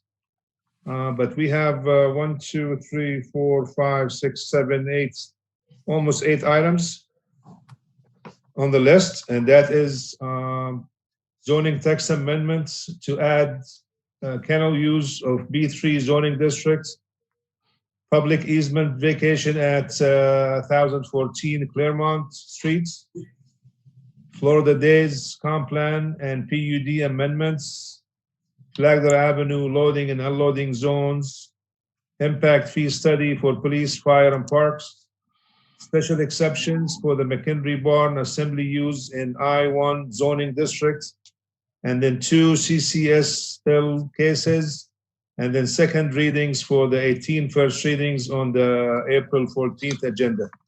So I'm not sure if you want to use all of it, some of it, none of it. You tell us and we'll follow. Khalid, real quick, just to take 2 off the list. The Florida Days amendments, the applicant has asked to move that to the May meeting, so that can be pulled. Cool. And then the special exception for the McHenry Barn, that will not be ready for April 28th, so we can also push that one back. But the others on that list could be ready if the commission wanted to hear those on April 28th. And then just the first 2 items there, just a reminder, we pushed those from the March 24th meeting to this April 28th meeting. Those were scheduled public hearings. Very good. So Thank if you. nothing else, we'd have to read, they need to be on the agenda and we have to read new dates into the record if nothing else. Gentlemen, my thoughts are just as a baseline, then y'all can tell me if you agree or disagree. I think we have to start adopting to the new norm. City business does have to go on. We've kind of been COVID heavy these past few meetings. As I look at what we just covered, I don't think we'll have as much COVID related changes to be getting in the weeds on. So hopefully we can move through that fairly quickly. So I support, I don't want to get too backed up to where, city business has to continue. So any concerns with having staff add these items to the next agenda as proposed? My only concern is that we may have to do some tweaks to how we run the meeting for ones that are quasi judicial, like the CCSL. The CCSL are the ones that I see on the 28th. Okay.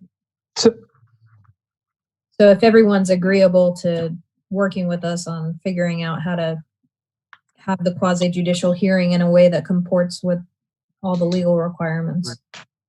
We can. Hey, Brian? Commissioner Hartman? Yeah, my question earlier to the city manager was the CCLS cases. Are these like rebuilds? Or are they something new? Is it without going into it? Can we just have like a quickie on it, or? I would say they're fairly routine. One is a straight rebuild of a deck. I don't remember off the top of my mind the other one. But they're not essential to be on this next meeting. We can look at them and push them if we feel like it's going to draw a lot of public input. Okay. Brian, if it's possible, it gives us maybe 2 meetings to figure out how we're going to get the public participation on this. So maybe this specific item, we could move it to the May first May meeting, if it's possible. Okay. So Carrie, we have, we're about to do a whole slew of first readings here that all, on my script at least, say second readings of public hearing to include quasi-judicial public hearings will be held on April 28, 2020. So we're gonna have to cross that bridge sooner than later, right? Yes, although I will say in the 2+ years I've been here, we have never had anybody show up for those annexation items. Yeah. So it's just those ones, the quasi judicials on those, we're not really making any substantive changes, just city, whereas these are actually cross-examination, testimony, evidence, Yeah. So that's the difference. Yeah, and this is your area. I don't want to you're the expert, but just because we've never had, we got to make sure the opportunity is there to make sure we're all covered. Because yeah, the chances of somebody showing up and wanting to actually speak on these is minimal. But if they don't have the right to, then then we're in trouble. So, all right. I mean, are you thinking that because you have to have the ability to cross-examine, that's where the quasi-judicial becomes more than public participation, because they can't just submit their comment, they have to be able to do that cross-examination part. Yeah. They have to have the ability to respond to things that actually come up during the hearing. Could we have the ability to could we require that if someone wanted to testify, I mean, we could send this password, we could have more people in this meeting, I mean, in theory. So if they wanted to testify, they could be here, and then we could do all that virtually. We just have to know ahead of time. They just couldn't on the fly get up and say, hey, I want to join, right? We'd have to get some help from Kelly and probably Phil to advertise, to let people know, hey, if you're going to be an interested party in this, you need to get signed up with us in advance. You have the link to call in. But there's a special standing element that they would need to meet for interested party status. So you're going to have the applicant, and then, if somebody's an adjacent property owner who objects, obviously they would have standing. So they're going to essentially try to find these people and say, hey, we need you to get in touch with us. Mr. Mayor? Yes, Vice Mayor. I would just as soon put off all the quasi-public hearings. It seems like it's going to be a task to do. The list of items that I heard read to me just a minute ago are probably going to push these items so far back in the agenda, we might not get to them anyhow. I would just as soon put them off till the end of May when we know we're going to be open, or we hope we're going to be open. Right. Okay, Commissioner McGirt. Yeah, Mayor, I hear you. My concern is that we're going to build up such a backlog of issues that we're going to have agendas we're never going to get through. We got budgets coming up, and those are going to be very challenging. So I understand what Vice Mayor is saying. I don't disagree with him, but the problem is what this looks like in a few months is going to be oppressive. And I'm scared we're not going to get into some very important budget issues, and we got a lot of challenges coming up. So I'd like to get as much of this off our plate as possible. Thank you. A question for my colleagues. Go ahead. I was going to suggest that we cancel meetings for this month and postpone them to July. And it's probably not a popular idea. I don't even like it, but we may have to consider it. Does anybody have any thoughts on that? Commission meetings, you mean? Yes, to fill in all of the items that we're not neglecting, but not able to handle.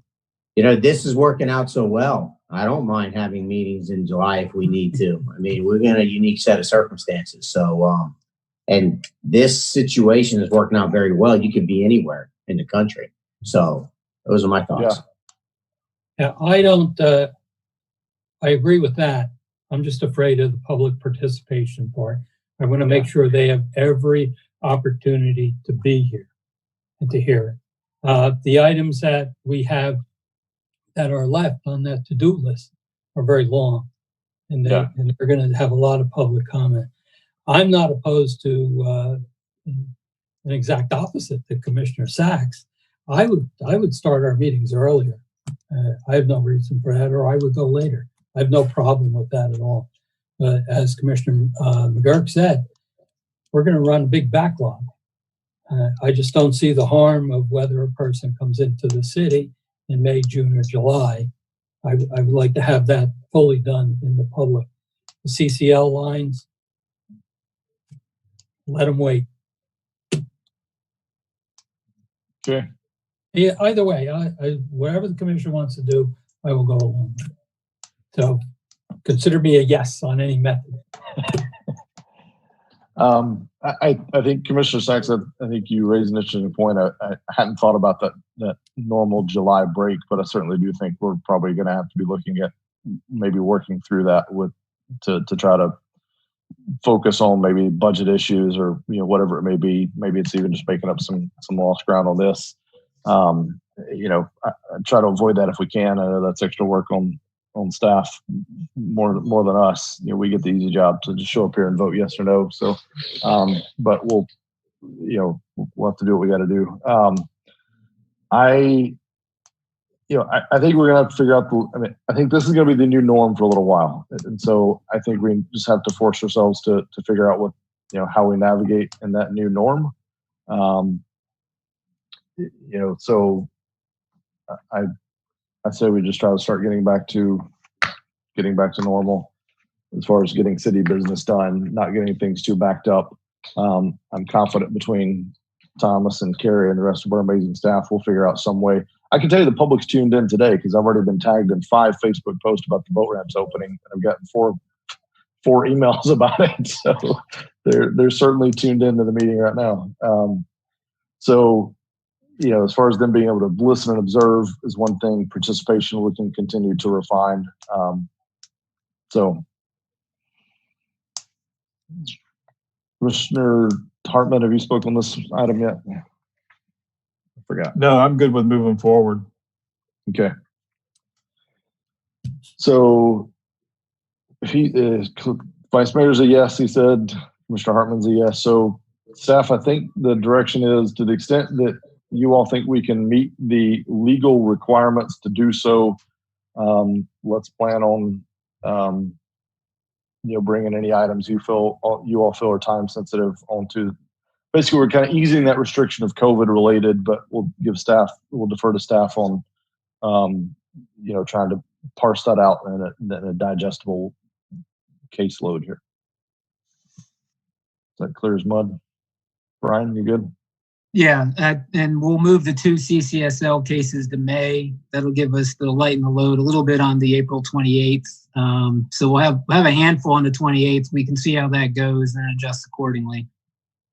Yeah, maybe that's a good point. Maybe let's make sure on the 28th we start with some of the least controversial ones that kind of wade into this if we can. There's 2 code amendments. They're not land development related, but they were related to leash law and a mandatory age of spay and neuter. Those are scheduled for first reading on the 28th. Are we okay with that? Yes, please. I see I'm 3 okay with nods. Yeah, 4, 5. Yeah, all right. Good. Thank you. Okay. All right. Anything else for COVID? Khaled, you said you had a couple. Hopefully that was it. Yeah, the last one is budgets. Budget this year, I think it's going to be a critical budget. We have taken some immediate measures as soon as the COVID-19 hit us. So, but we attached a budget schedule in the city manager reports. I think it's a good idea for the commission to look at the budget schedule. The departments will submit their budgets on the 24th of this month. And then it follows, the city manager meets with each department and go over their budgets. But I took an extra measure. I actually formed a mini budgets committee from senior staff members. We wanted to look deep into the budget and look at some creative ideas of how could we manage not only for this budget year, but for the following budget year. And we'll have some workshops with the commission. Obviously, we didn't have the mini budget workshop that we've done. We started off, back in January or February, but we'll have probably 2 big workshops with the commission, maybe in either July or August. So, but we will do everything possible as a staff to bring some ideas to the commission as we move forward. So, thank you. Okay. All right. Yes. Thank you all. Thanks staff. Again, I'm very pleased with the actions we've taken. Colin immediately started trying to limit any discretionary spend, even if it was in the budget. just until we see how long this is going to go and how deep the impacts may be. So I think we've made all the moves we can make at this time. All right, moving on to item 7B, traffic calming measures. City manager or staff, is there a report on this? Yeah, I'll ask Chief Coffin to comment briefly on the traffic calming protocols. Chief, are you there? Yep, I'm here. Just a brief overview of the traffic calming, where we were before. You know, traffic's one of our top citizen complaints.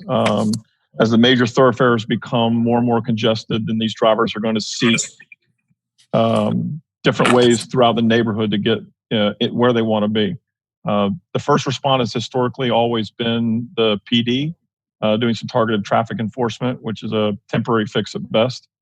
The traffic calming is a much better long-term solution. We developed a process with a flow chart to help determine the best options.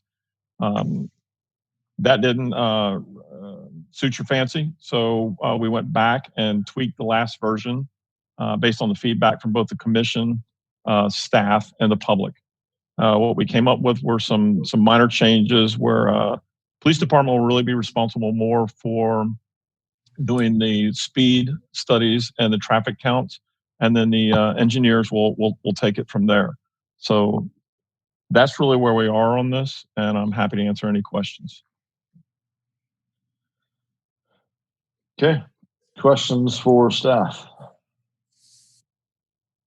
Just a comment for the chief.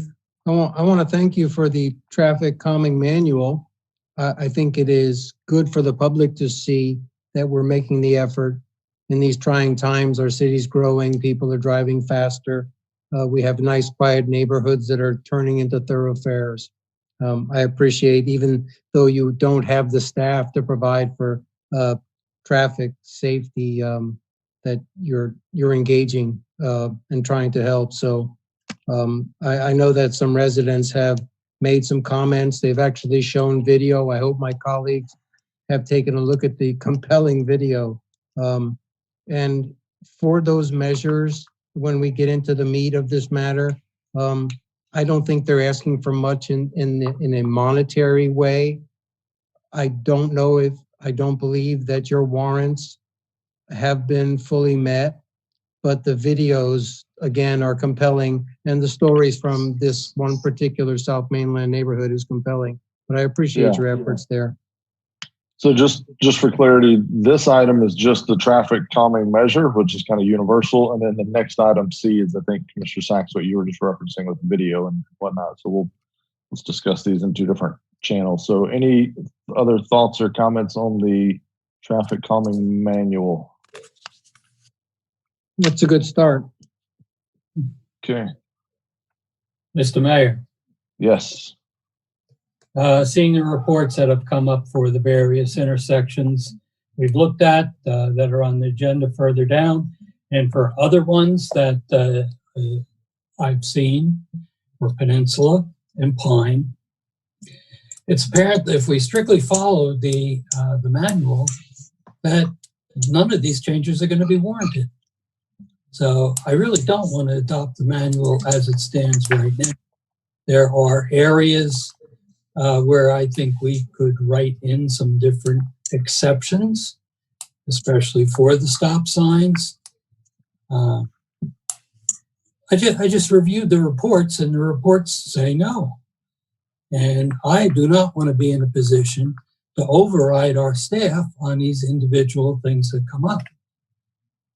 Unfortunately, for whatever reason, a lot of our residents feel that if they get a petition, they can get what they want, whether it's correct or not. I value their local opinion, but if we're just going to give out all of these stop signs, we might as well just put them on every corner. I think we got to look a little farther into it. I know Commissioner Hartman is very much behind this. I like the idea of the manual, but I think it needs further looking into. Okay. Commissioner McGurk or Hartman, thoughts on this? Go ahead, Commissioner Hartman, you're unmuted. So we're, in the briefing, I got section 4, 5, and 10. I didn't get the entire manual. So before I really want to, where I would support going to the manual and staying consistently going forward, that this is what we're going to do and how we're going to do it, I'd really like to have the entire document to go through. I agree with Commissioner Colodi that maybe there's still some areas that should be tweaked before we finally do the final blessing, if you may. But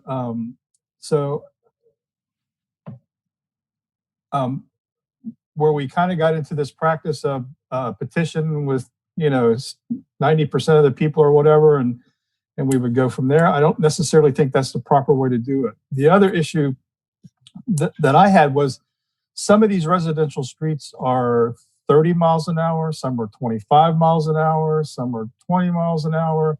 So what consistently are we doing as far as speed limit signs? I mean, maybe some of these issues could be resolved if we moved all residential speed limits down to 25 miles an hour as opposed to 30. So I would support the manual in its entirety, once we've had a chance to review it, and then, kind of make the final decisions on that.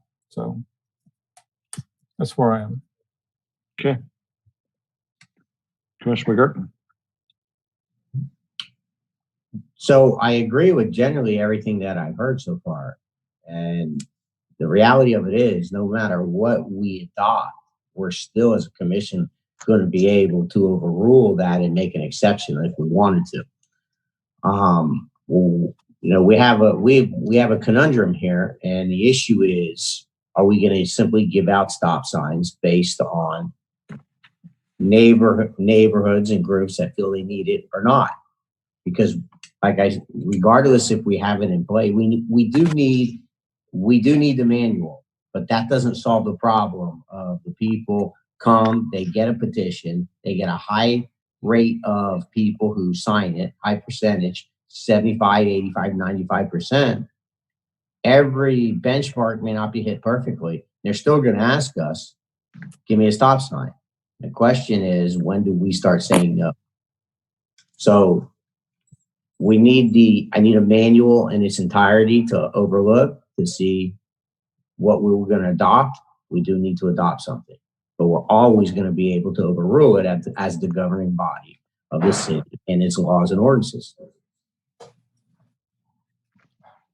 So it doesn't stop that problem ultimately from happening. It comes back to, when do we start telling people no? Okay. Mr. Mayor, comment? Sure. Let me just chime in real quick first, and then we'll Yes. all comment and we'll come back to you. So, first of all, for clarity of those watching, this is a separate item than the next item up, which is the Live Oak and South Pine and Due East, those specific stop sign locations. This is talking about a manual that would kind of govern all future requests. So two separate items. On this item, I was a proponent of it last time. I think we have to get started with a manual, give us something to operate from. If we find it's not meeting the need, if we're continually getting stuff that comes to us that we're having to override the manual, then we go back to the manual, we look at it and we say, okay, what needs to be tweaked? What metric or measure needs to be tweaked so that this is more in line with, what the sentiment is of the leadership of the commission. So, but having the manual as a I just think we need the traffic calming manual. And so I was okay with it in its prior form. It wasn't perfect then. It's not going to be perfect now. It's not going to be perfect ever, but I think we have to get something in place and then start operating off of that. So those are my thoughts. Commissioner Sachs, you had something else to add? Yes, gentlemen, you probably heard this from me before, but I'll reiterate. The traffic calming manual, again, is a guideline, and we do have the prerogative to override. Considering some of the conditions that residents have observed over years, you might think that they perceive there is a problem. A snapshot of a speed tube in time is not exactly the perception of the street and the residents on that street. In fact, I drove down Live Oak. If you looked at Live Oak lately, it looks like a blacktop runway, very narrow one. And so even the MUTCD itself should be a fluid manual, as this one has been recommended to be. Because now we have pedestrians and bicyclists in the mix. It was normally just for cars, but traffic engineers have recognized traffic safety involves pedestrians, bicyclists, neighbors, residents, and families. So I would judiciously use that prerogative as we have before. It's not saying that we should always override and just placate residents, but if there's a perceived problem over a long span of time, you might want to rethink what your manual and your warrants have been saying. So that's my comment on that. Vice Mayor. All very good comments. Personally, I like the idea of lowering the speed limits to 25. Unfortunately, the manual has a way to tell you when you have a good speed limit or not. In one of our cases, it actually, when the streets was done, it actually said we should raise the speed limit. But when you have a manual where I forget exactly how many criteria there are, I believe there's 5 or 6. When you don't even meet one of those criterias, you know there's a problem. I'm never going to override something like that. As to petitions are nice. They're very good. I've yet to find one that I wouldn't sign if it had anything to do with me. So they are a feeling of a neighborhood. Most neighborhoods find too much speeding. I find it in my own, and I live on a dead end. So I think we got to look at the rating parameter within the manual. And maybe we should tweak some of those quantities, the values we place on the various criteria. And we may get something that we can all agree is much closer to what we really want to have. So I would like the opportunity to sit down with the chief or with Brian and go over those parameters. And perhaps we could look at it again in 2 weeks. I'm not in a position to approve it at this time. And I don't think I've heard real approval wanted from other commissioners either. Okay. So wanted to comment on 2 things that was said with regards to lowering the speed limits. I don't know. I'm not an expert on traffic engineering, but I don't know that lowering speed limits, speeders are going to speed, and are they going to lower their speed by 5 miles per hour? If we, are they doing 55 instead of 60 down that road if we lower the speed limit from 25? I don't know.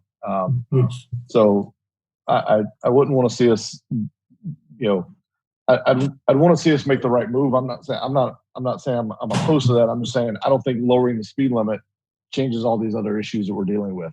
Whoever said it early on, of we're gonna, as our city continues to organically grow, as cities around us grow, like Edgewater is going through a lot of growth right now. I don't know if people realize that. If you haven't been down there lately, they've got a lot going on down there. Those folks are going to transient through our community as our citizens do theirs. And they're going to be looking for the cut throughs in the thoroughfares, and they're going to be looking for ways to get off of the main roads. And so we're going to continue to have this issue. And so that's where I think the manual comes in. The petitions, I never viewed the petitions as the petitions was more making sure that there was just kind of universal agreement, so that the commission didn't get put in a spot where we override the manual or we override the expert's advice to take some measure, and then it turns out the neighborhood was completely divided about that. Like, that's the worst case scenario. So the petition wasn't necessarily that, hey, as long as you get 90%, we'll approve it. It was mean, if you can't even get the neighborhood to agree, we're not going to spend the time of the commission to try to overrule staff if you can't even get the neighborhood to agree on this possible solution. So that's where the petitions have always been. And my view is just, that's the minimum hurdle to get it in front of me and me spend time on this, is you've got to get all the neighbors to agree that, yes, you want to do this. Otherwise, I'm not wasting my time, because I'm not going to, get half the neighborhood mad at us for something. So, but I agree with you, Vice Mayor. I haven't heard universal agreement on this. So I guess what I would say is staff has heard the feedback. I'm okay if commissioners individually want to sit down with the leadership, Colin and Chief or Brian or whoever, and provide more feedback and bring this back at a future date, next meeting or next earliest meeting that works for staff. Is that acceptable to everyone? Again, this is just for the manual. Yes. Just for the manual. All right. I'm seeing no objections to that, so we'll bring this item back with more input. Next item up, item C, 2 requests for stop signs at Live Oak and Street and South Pine Street and due east. Is there a staff report on these items? Yes, there is either Kyle or Jesse is on with us. Kyle? Yes, good evening, everyone. There you go. This is Kyle, live from Planning and Engineering Conference Room. Hopefully everyone's doing well. Yes. We did look at both of the corridors, and hopefully you've had a chance to read our synopsis. If you would, I'll start with due east, and it's North Pine Street. Essentially, we look at objective technical criteria dealing with safety, volume, and speed. And of course, we do utilize the manual traffic, uniform traffic control device manual, the manual used for traffic studies, and the Florida Green Book for geometry, which is used by communities and counties throughout the state of Florida. And when we've done that with the due east in North Pine Street intersection, there were, in the last 5 years, there were 0 crashes. So there was no issues there. There was no metro counts, but based on our observation, there is little or no delay. So the volumes, there's no reason to correct the volumes by placing a multi-stop condition versus a 2-way stop condition. In fact, I was at the Esther Street beachfront access ramp project this morning at our substantial walkthrough, and which should be open by the end of the week by coincidence. So I went over to the intersection this morning, and of course it's COVID-19, so there's limited vehicular and pedestrian traffic, but I did not notice any pedestrians walking in the area, and there was only one vehicle that was there in the time frame that I parked actually southbound at the intersection and stayed there for a couple minutes because I wanted to look at where the stop condition would be due to that skewed crosswalk that was noted in our report, to make sure we had visibility looking to the west for eastbound motorists, and found that it would have been adequate. But essentially, if you look at all the criteria we use, the technical guidelines, none of the thresholds are met and don't even come close. And there are, I just want to just remind everyone, there are all alternatives to stop signs. There are traffic calming devices. Obviously, chicanes and those type of things may not work. Speed cushions are okay, but there are speed humps and speed tables. And with these devices, we don't require to have PD presence, because you can violate a stop sign, but it's hard to violate a speed table because they're always there and they're going to be effective no matter what.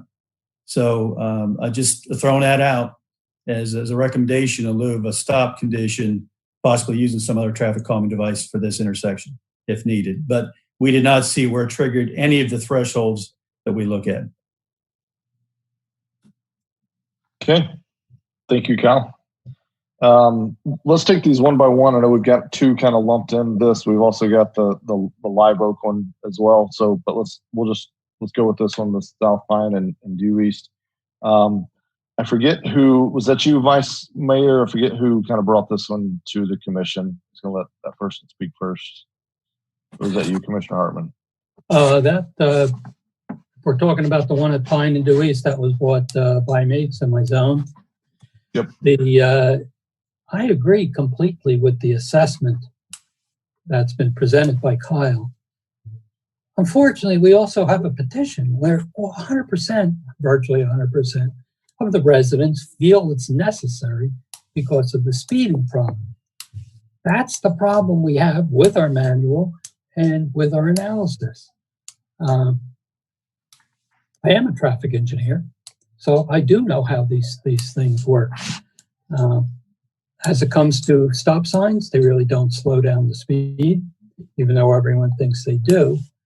But if we, as a committee, are going to make an exception to what our recommendations are, I think we have to do it uniformly. For this intersection, I know there's been a request at Gibraltar and Aeolian Drive. I've had studies asked for, based on my residence, on North Peninsula at Sapphire and Lakewood that we've looked at. And of course, we have Live Oak, which has problems partially caused by us. So if we're going to start issuing stop signs, we should issue it to all of them. If we're not going to be consistent in that regard, I can't see myself approving any of them. Thank you. Remind me the chief complaint, Vice Mayor, was it speed related at this location? Speed. Okay. At all of them. The one in Yeah. North Peninsula also is accident prone. Yeah. They're all speed. And the studies all show that our speed limits are appropriate. So if we're going to start throwing out stop signs, we got to be consistent. That's it. Yeah. You know, okay. I can violate our standards, but I got to do it consistently. Great. That's a great. Sorry, point. I'm an engineer. What can I say? Question and a comment. Okay, Commissioner Sachs, go ahead. For Commissioner Colodi, being a traffic engineer, I think you are objective, and I agree with your assessment. I just wonder, you know, over long periods of time when, again, residents feel that there is a problem, and you actually stand on the street and sometimes see problems. I'll have testimony for the Live Oak segment that we're looking at. Since we don't have the money at this point to indiscriminately spend on speed humps, which we know do work, it has also been recommended by other engineers that combinations of stop signs and speed humps do work. Stop signs do break up the traffic, although they may not necessarily slow it down. They tend to push people off to other areas. So we did find, actually, there was at Orange, and I forget the cross street, people had asked for a stop sign for quite some time.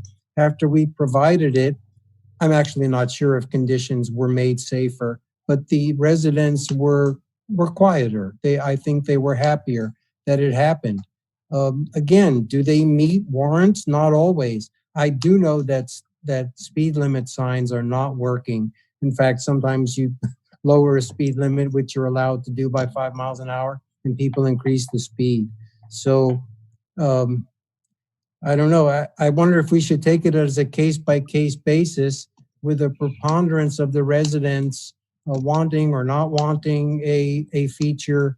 We don't have the money to re-engineer roads. Is it something that we should look at over time? Maybe allowing stop signs, not always, but in some cases, yes. Okay. All right, Commissioner Hartman. Was that a question for me? I'm not No, quite just a sure. comment, Okay, thank you. Commissioner Colodi. I was trying to come up with an answer. So. Well, if you care I think if you he have. did start somewhere in there. I think he said the words question for you, but I think he roundabout answered his own question. Okay. Well, if you care to responded, that would be good. Commissioner Hartman, comments? So, where I'm not traditionally a proponent of these types of things, we have found that it's on Magnolia. Once we put the stop sign in, several of the residents came to me and says, "Thank you for the stop sign. It has made a difference." I understand that the speed hump probably would be the better solution to a problem like this, but what we've just heard earlier about issues with budgets, forthcoming budgets for this year and even into next year, the stop sign is the cheap, easy fix. What's particular about the due east is that the sidewalk actually crosses the road at that intersection. Now, I understand that Kyle was out there today, but given today's environment, I don't think that truly is a fair assessment, because the issue is not on a weekday during a COVID-19 incident or pandemic. The issue is on a Saturday or Friday or Saturday, Sunday during spring break or during bike week or something like that. So I think that these things need to be taken on an individual basis. And I could support this because of the fact that pedestrians have to cross the street at that intersection to get to the other sidewalk. Had we put the sidewalk down the same side of the street, it may not have been an issue. But I think in this one, I certainly can support the stop sign, and I would vote in favor of it. Okay. Commissioner McGurk, any comments? You're the last and listen. All right. So my comment on these two, I'll just go ahead and say it for the other one as well, is I think, actually, no, I'll save those comments. On this one, I think we're trying to solve a problem, which is a great thing. I think we're using what Kyle is very carefully and professionally telling us is we're using the wrong tool to solve the problem. And so that makes me a little nervous, because I've talked to Kyle and he's way smarter than I am on this kind of stuff, especially. So, you know, I would rather see us in favor of something like this. If speed is the issue, I think speed humps or something like that are more apt to solve that problem. But Commissioner Hartman's made some valid points about the crossing at that area. If Commissioner Colodi is supporting it for his zone, I can certainly support this. These are kind of in motion. I do think that we've got a lot of other ones that are coming up. Vice Mayor Colodi routed off a list of other locations. So that's why I think this calming, I would say that we all kind of let the word be out to our residents that we're waiting on a traffic calming measure. Like we've got to get something else in place before we keep hearing these as one-offs, or else we're going to always be in this spot. So, you know, I'm in favor of these two tonight. I do think we could have done better, but I'd like to just see these two off our list tonight, and then for others, I'd like to see a manual in place. That's kind of my general thoughts. So with that, do I have a motion on the stop sign at Live Oak, or I'm sorry, South Pine and Due East? I'll make the motion. I have a second. Mayor, just for correction, if you don't mind, that was a mistake on the agenda. It should be North Pine and Due East, not South Pine. Sorry. Yeah, North Pine. A second. Motion makers okay with that? I have a motion and a second. That's for North Pine and Due East. City Clerk, if you'd call the roll, please. Commissioner McGurk? Yes. Commissioner Sacks? Yes. Vice Mayor Colodi? Well, I said I wanted them as a package, but how can I say no? So I say yes. And I'll deal with the next one next. Commissioner Hartman? Yes. Mayor Owen? Yes. Thank you. All right. That was approved. Next one up, Commissioner Sacks. I think this one's in your zone. So and you've been proponent for. That is the one at Live Oak, and my script has a blank because I think we haven't quite filled in the blank of where that would go. So I would say we've heard all the evidence before. I know some of the public participation was for this. We've heard all the stories, so I don't think we have to recount and re-go through all of that. We certainly know you're in support of it, but I'll open the floor to you if you have anything new to share. If not, we'll see what the rest of the commission's sentiment is, and we may be all in agreement already. We might can save some time here. But yes, gentlemen, if I could take a brief amount of your time, because the comments, the written comments, and I hope you've seen the videos. In one of the videos, there was a child. He had to be much less than 15 years old, and when he watched the speeding car go by, he was standing by his doorbell. That is a video, probably audio video, a Ring doorbell. And even he turned to look at the camera with a gesture of OMG, perhaps. It was compelling. The other video of from the same camera showed another car, probably in excess of 45 miles an hour. One was heading north, one was heading south. The numbers have increased on Live Oak. There were 361 more cars in the second study, and the speeds have increased on Live Oak. And I was just down Live Oak the other day. Thankfully, it was freshly paved, but it looked like another very dangerous, narrow runway. And I can tell you, in good times, before COVID, when children were in school, when children were out of school, that road was like a playground. Parents, grandparents were out on their bicycles. Children were out at play. This is a neighborhood street. South Mainland is a neighborhood.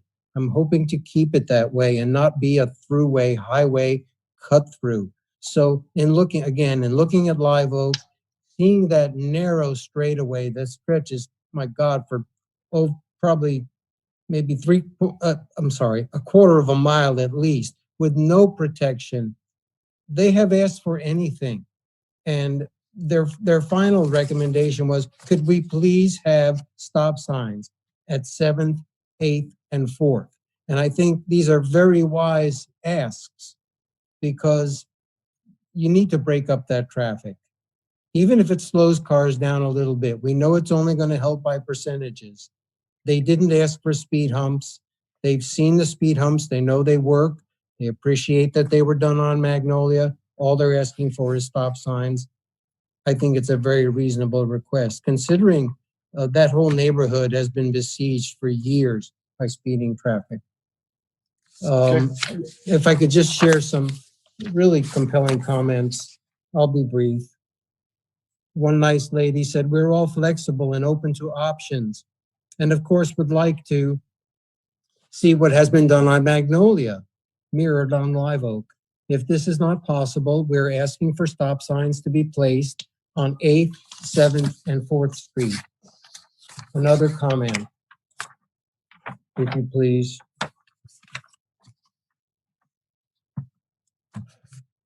And this is not meant to be derogatory at all.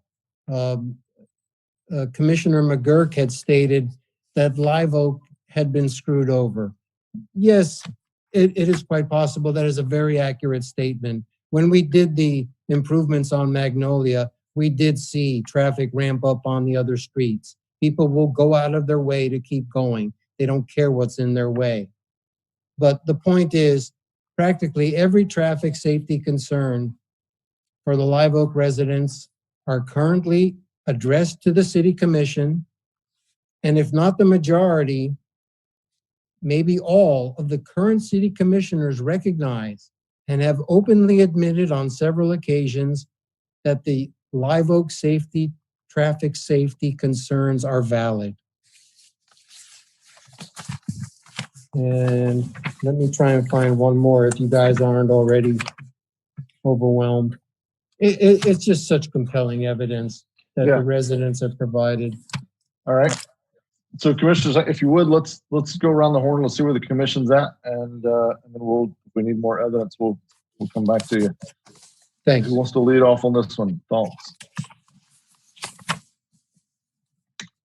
I lost Commissioner Hartman. Where'd you go?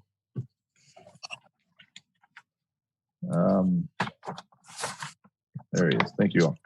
All right, Commissioner McGurk, see you unmuted. Yeah, sure. I'm good. As I stated before, we created this problem on Live Oak, and I think it's very important for us not to forget about that. I'm going to go ahead today with approving stop signs. I questioned 3. The approach I took with Faulkner wanted 2, and I got them to take some baby steps. 1, I look at Live Oak a little differently than I look at all the other stop sign requests, because we created a significant part of this problem. I'd like to see if I one at 7th and then one at 4th, not 3, and see how they do with that first. We can always add a 3rd stop sign later. But I think it's really important for us to realize we started this on Magnolia and said we would watch what happened, and we may even consider pulling this off of Magnolia if it moved the problem. Well, it moved the problem, and we can't just pull it off of Magnolia, what we did there. So it's a learning experience for me. I think it's a learning experience for us all. And I think we all need to wrestle with this in the future and be very careful about what we approve in the future when we suspect it's going to affect other streets. Thank you, Mayor. Okay. I just want to address one thing you said, because I thought the same thing. I thought, hey, we've created this. We were going to we tried to solve one problem, and all we did is move the problem. I think though the last data that I saw, I mean, if you remember, it was the speed. The problem on Magnolia was the speeding end of volume. It was kind of this constant flow. And I think the last data that I saw, and Chief, correct me if I'm wrong, was that the volume overall on those side streets of Live Oak, Magnolia, Palmetto, and Riverside, I think that overall volume was lower. So one of our objectives was try to push some of the volume to US1, which I think we have accomplished. So we did have some of the other side effects that we feared, which was pushing some of the volume to the other streets. But overall, I think we've negated some of the overall volume in those neighborhoods, which is a positive outcome. So, Chief, do you generally agree with that statement, or did I misconstrue any data there? Well, I'll partially agree with it, Mayor. We don't know what we pushed to Riverside or US1 because we've never done a traffic study on either one of those roads. We do know that the volume went up on Live Oak and slightly up on Palmetto. But I don't know what's gone to Riverside and US1. Okay, but the volume that went up on those two wasn't as much as it went down on Live Oak, if I remember correctly. That's correct. Yeah. So, and I thought we had done Riverside. I know we didn't do US1, but the presumption is that's where they went. But you're right, they might have gone to Riverside, but like we'd have heard about that. Other comments from the commission on this item, Vice Mayor or Commissioner Hartman? Comments, questions? I echo the comments of Jason McGurk, Commissioner. I can support 4th and 7th. Okay. Gentlemen, somebody else would like to make a comment, and I have one also. Yeah, Commissioner Hartman, any comments on this item? See, now I would go just the opposite, because they requested one for every street but 5th. So I would include 5th. And that way they have a stop sign at every intersection. I don't want them coming back up 2 or 3 months from now going, oh, we forgot 5th Street, and now that's our problem between 6th and 4th. So I'd just soon put them at every intersection. Okay. Commissioner Sachs, you had something to add? Yes, Commissioner McGurk said that we created this problem. I don't believe this commission created this problem. I have to be honest, frankly. I think past management had created the problem. Collett has done his best to help us solve the problem. But this problem started a long time ago when it was suggested by the residents, could we have some extra stop signs? And they were denied. and they were denied every feature they asked for. And then it was suggested that they close off the neighborhood, and they were desperate and said, okay, close off the neighborhood. And you know what happened after that. So we didn't, the problem that happened was, yes, the problem did spread from Magnolia. People got diverted to another street. Now I find out Riverside is problematic. But guess what? One kind gentleman said, hey, if you just put a stop sign at 6th, we'll be very happy. And it coincides with the stop sign at 6th and Magnolia. So it kind of forms a grid system and kind of goes along with what Commissioner Hartman is saying, a sort of grid system or a pattern of stop signs and features that calm traffic in the neighborhood. At this point, I would support anything my colleagues could do to help out my constituents. So if you guys can come together on a consensus, Okay. we can get somewhere and save some lives. Okay. Commissioner Hartman's on the move. He's going to go check it out in person, I guess. He's going to install the stop signs right now, I bet. He's driving by real quick. Yeah. I got thrown out of my office. Uh-oh. Okay. So my comments on this one, I said it before. I support these measures. I wish that we were talking about speed humps. It's kind of like roundabouts. They get a bad rep. Everybody wants red lights. All the data says that roundabouts are the better solution. They improve the flow of traffic. They do everything else. But for some reason, people prefer red lights. People in America prefer red lights. So I think we're doing the same a little bit, but if this is the desires of the zoning commissioner, we're already this far down this path on this one. I think, like Commissioner McGurk said, there's a lot of lessons that we've learned. I'd like to see this one through and then take all those lessons and roll it up to a traffic calming manual that will solve all of our issues. So do I have a motion on this one? Commissioner Sachs, I recommend you make that motion with specificity as to what intersections you're proposing for those stop signs. You've heard the commission's thoughts. I would, at this point, support 7th, 8th, and 4th. I do appreciate the thought about 5th, but I think so much traffic comes down there, 8th, 7th, and 4th are justified.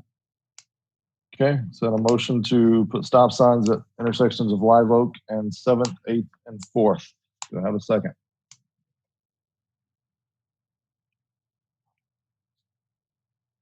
Second. Second. All right, you got 2 seconds.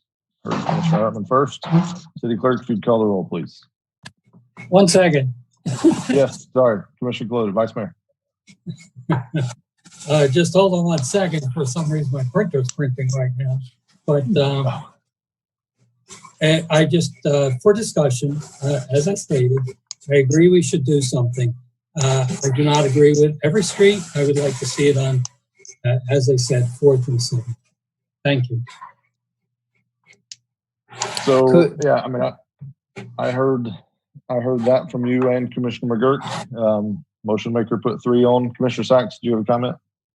Yes, if I could modify that motion, could we look at 7th and 4th for that motion and entertain the thought of possibly including as warranted, including 8th, 5th. It is a long segment that's unguarded. Yes, here.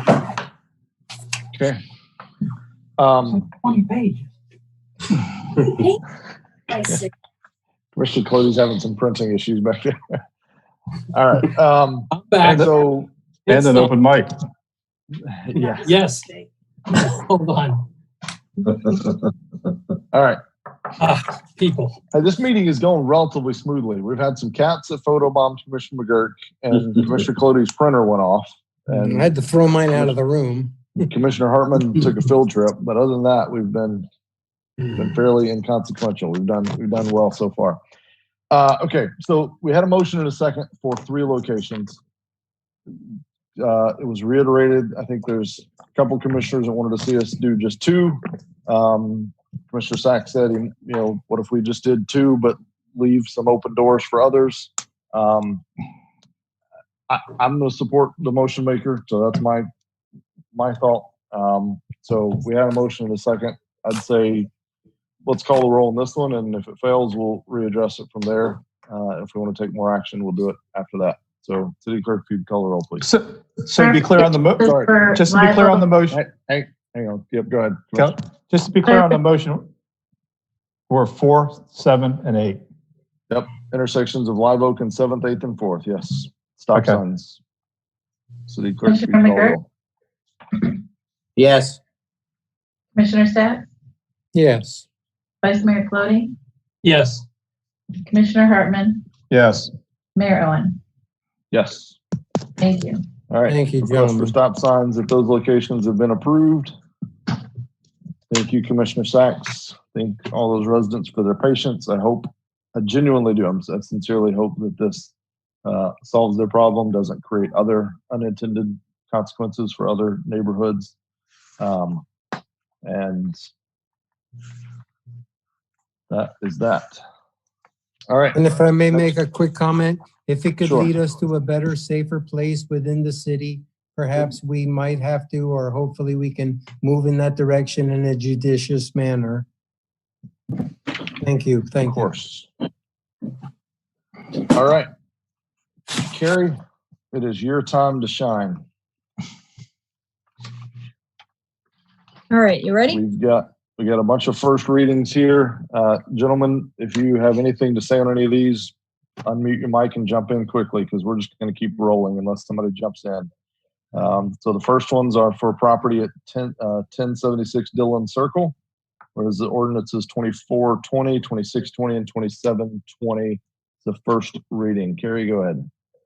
An ordinance number 2420, an ordinance annexing into the city of New Smyrna Beach 2.3 plus or minus acres of property located on the east side of Dillon Circle, north of Bay Drive, addressed as 1076 Dillon Circle, providing for redefining boundaries of the city, designating the property within Commission Zone 3, providing for public hearing, providing for required filings, providing for conflicting ordinances, providing for severability, and providing an effective date. Okay. That was just A, right? Yeah, I'm multitasking here, so I gotta. Okay. Got it. Just while we have momentary delay, I would like to set the second reading for the second meeting of May. Second meeting of May. Okay. If everybody else agrees. All right, we'll talk about that after we do first reading. And ordinance number 2520, an ordinance of the city of New Smyrna Beach amending the comprehensive plan, changing the future land use designation of 2.3 plus or minus acres of land located on the east side of Dillon Circle, north of Bay Drive, addressed as 1076 Dillon Circle, from Volusia County rural to city rural, providing for amendment of the associated comprehensive plan maps to show the area incorporated into the city, providing for public hearing, providing for conflicting ordinances, and providing an effective date.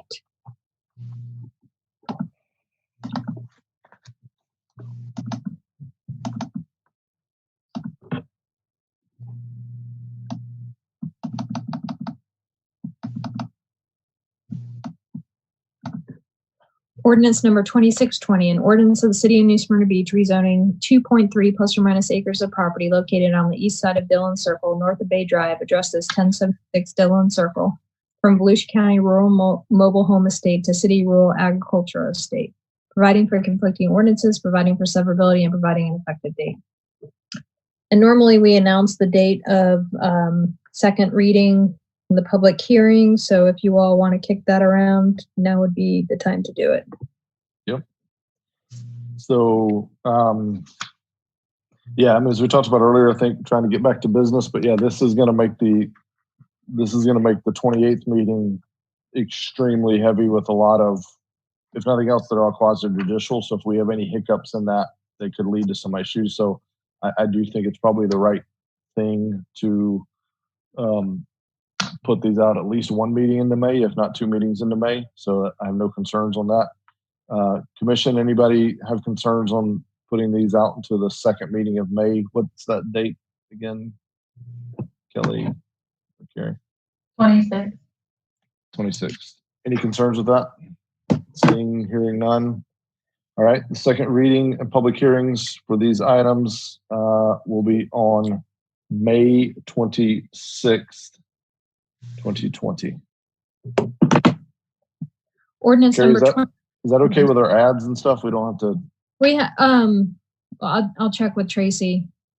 Hopefully she didn't run them yet. Okay. Ordinance number 2720, an ordinance annexing into the city of New Smyrna Beach 1.1 plus or minus acres of property located on the north side of Pioneer Trail. Sorry, hold on. I just had a thought while I was reading. So we did send letters to the county. It has to be advertised 2 consecutive weeks. So here's a thought for you all to consider with this additional information. Maybe somebody would have a motion to reconsider.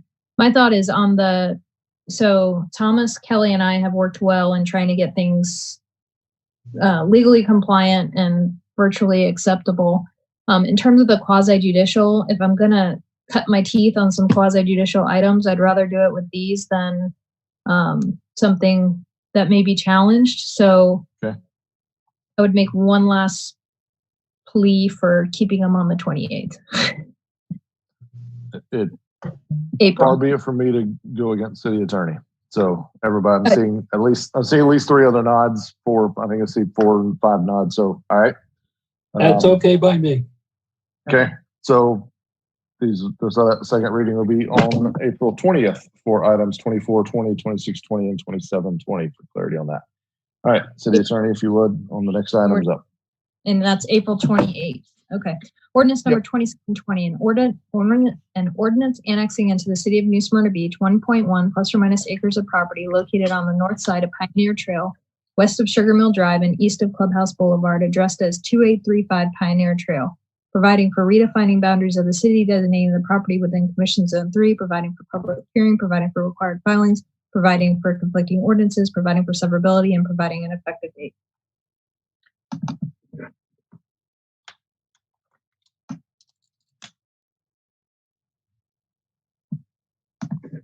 Ordinance number 2820, an ordinance of the city of New Smyrna Beach amending the comprehensive plan, changing the future land use designation of 1.1 acres of land located on the north side of Pioneer Trail, west of Sugar Mill Drive and east of Clubhouse Boulevard, addressed as 2835 Pioneer Trail, from Volusia County urban low intensity to city low density residential, providing for amendment of the associated comprehensive plan maps to show the area incorporated into the city, providing for public hearing, providing for conflicting ordinances, and providing an effective date.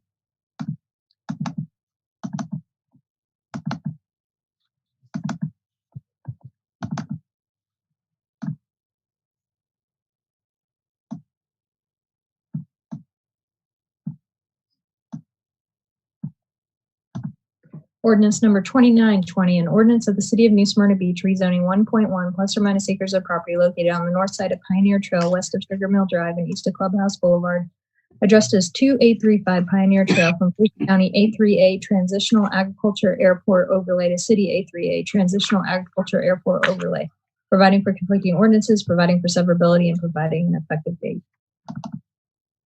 Okay.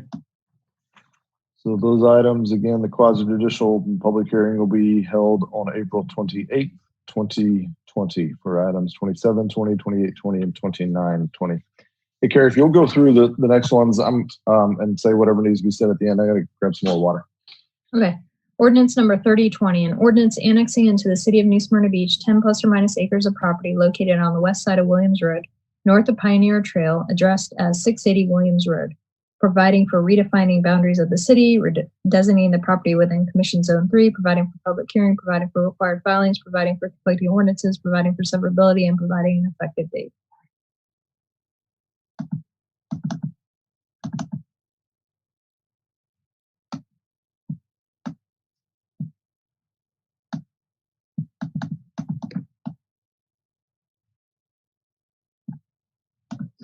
Ordinance number 3120, an ordinance of the city of New Smyrna Beach amending the comprehensive plan, changing the future land use designation of 10 plus or minus acres of land located on the west side of Williams Road, north of Pioneer Trail, addressed as 680 Williams Road, from Volusia County Rural to City Rural, providing for amendment of the associated comprehensive plan maps to show the area incorporated into the city, providing for public hearing, providing for conflicting ordinances, and providing an effective date.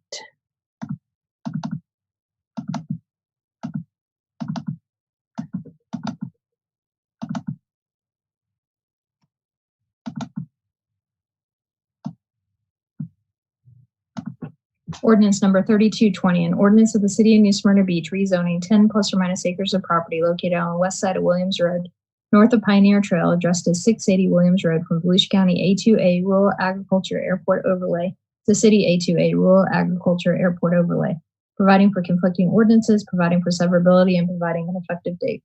And the second readings and public hearings for these three items will be on April 28th, 2020.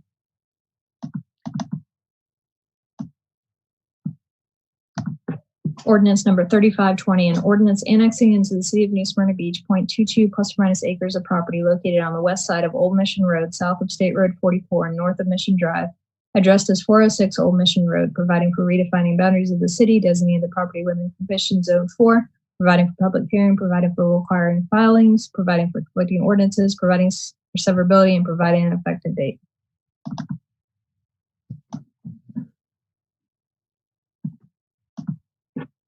Ordinance number 3620, an ordinance of the city of New Smyrna Beach amending the comprehensive plan, changing the future land use designation of 0.22 plus or minus acres of land located on the west side of Old Mission Road, south of State Road 44 and north of Mission Drive, addressed as 406 Old Mission Road, from Volusia County urban medium intensity to city medium density residential, providing for amendment of the associated comprehensive plan maps to show the area incorporated into the city, providing for public hearing, providing for conflicting ordinances, and providing an effective date.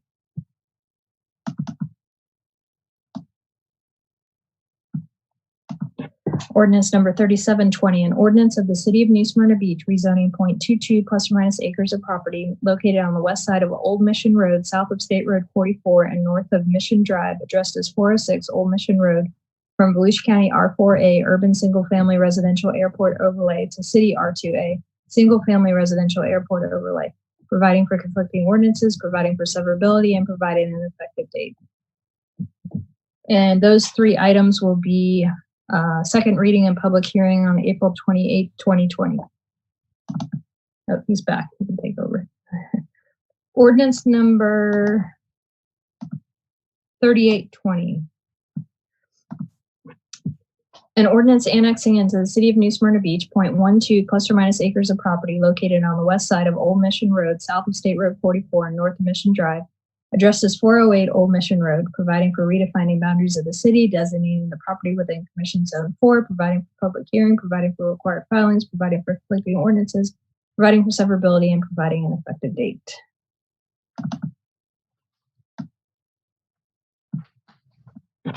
Ordinance number 3920, an ordinance of the city of New Smyrna Beach amending the comprehensive plan, changing the future land use designation of 0.12 plus or minus acres of land located on the west side of Old Mission Road, south of State Road 44 and north of Mission Drive, addressed as 408 Old Mission Road, from Volusia County urban medium intensity to city medium density residential, providing for amendment of the associated comprehensive plan maps to show the area incorporated into the city, providing for public hearing, providing for conflicting ordinances, and providing an effective date.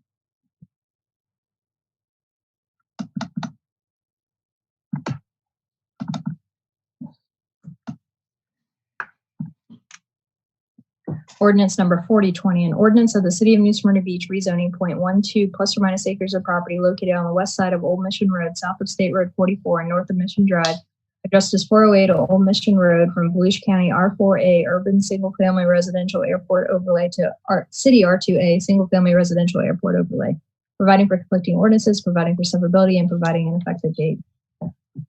And those three items will have second reading and public hearing on April 28, 2020.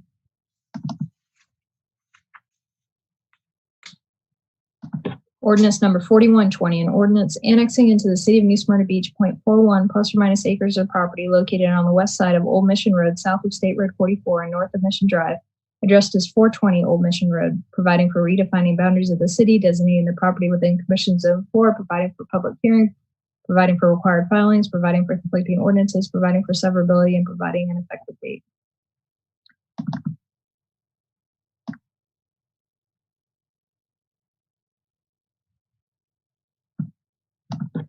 Ordinance number 4220, an ordinance of the City of New Smyrna Beach amending the comprehensive plan, changing the future land use designation of .41 plus or minus acres of land located on the west side of Old Mission Road, south of State Road 44 and north of Mission Drive, addresses 420 Old Mission Road from Volusia County urban medium intensity to city medium density residential, providing for amendment of the associated comprehensive plan maps to show the area incorporated into the city, providing for public hearing, providing for conflicting ordinances, and providing an effective date.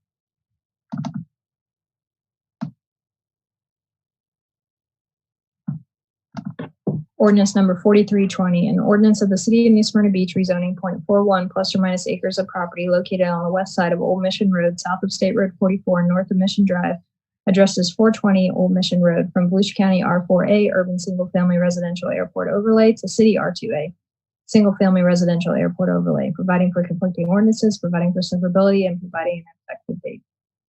And that is the last set of annexation ordinances. Second reading public hearing on April 24th, 2020. 28. April 20th, yes. All right. Thank you, Carrie. Gentlemen, it took about 15 minutes just to read them. Can you imagine how better buckle up for this next meeting? All right. No boards and commissions, mayor and commission reports. We'll start as always with the vice mayor and work our way back. Vice mayor. I think you turned your video off instead of unmuting, maybe. All right. There you are. All right, Vice Mayor, you're up. I just want to encourage everybody to continue with the social distancing thing. I believe it's very important, and I believe it's been very helpful. I appreciate our restaurants that go into takeout and the extraordinary efforts they put in to do that. I know it doesn't go with their business model to start with, but it's very great help for the community. That's it. Okay. Thank you. Commissioner Sachs. Thank you, Mr. Mayor. I just want to wish the best for all of our residents, visitors, for their safety. I'm very concerned. We have not yet reached the peak of what may be a really bad situation, but I'm hoping for the best. Again, I've always prepared for the worst and hoped for the best. And maybe this thing will pass over us and folks can go fishing again, and maybe I'll even go out and catch one or two. But please, at this point, stay at home.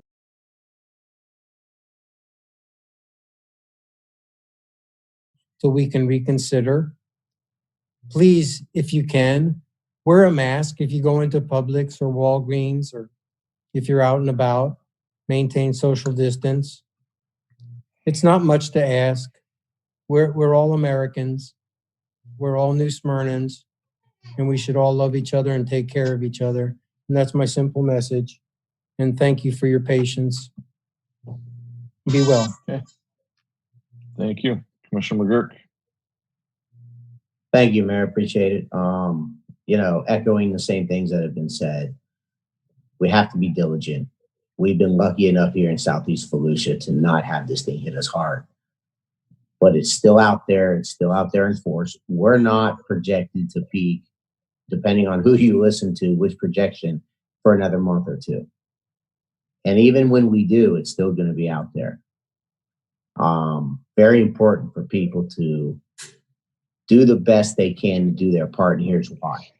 There's a lot of businesses out there that are really, really hurting. There's a number of them that are not going to reopen. And I can tell you, as a small business person, I've been fortunate enough to be open, but I'm hemorrhaging money. The best thing I'm able to do is simply keep my people employed. As long as I can do that, I'm very happy. But businesses like mine and most of the retail and service and restaurants, we make our money the first half of the year. We're not going to get that. So we're really going to be hard, even if we get back open the second half of the year.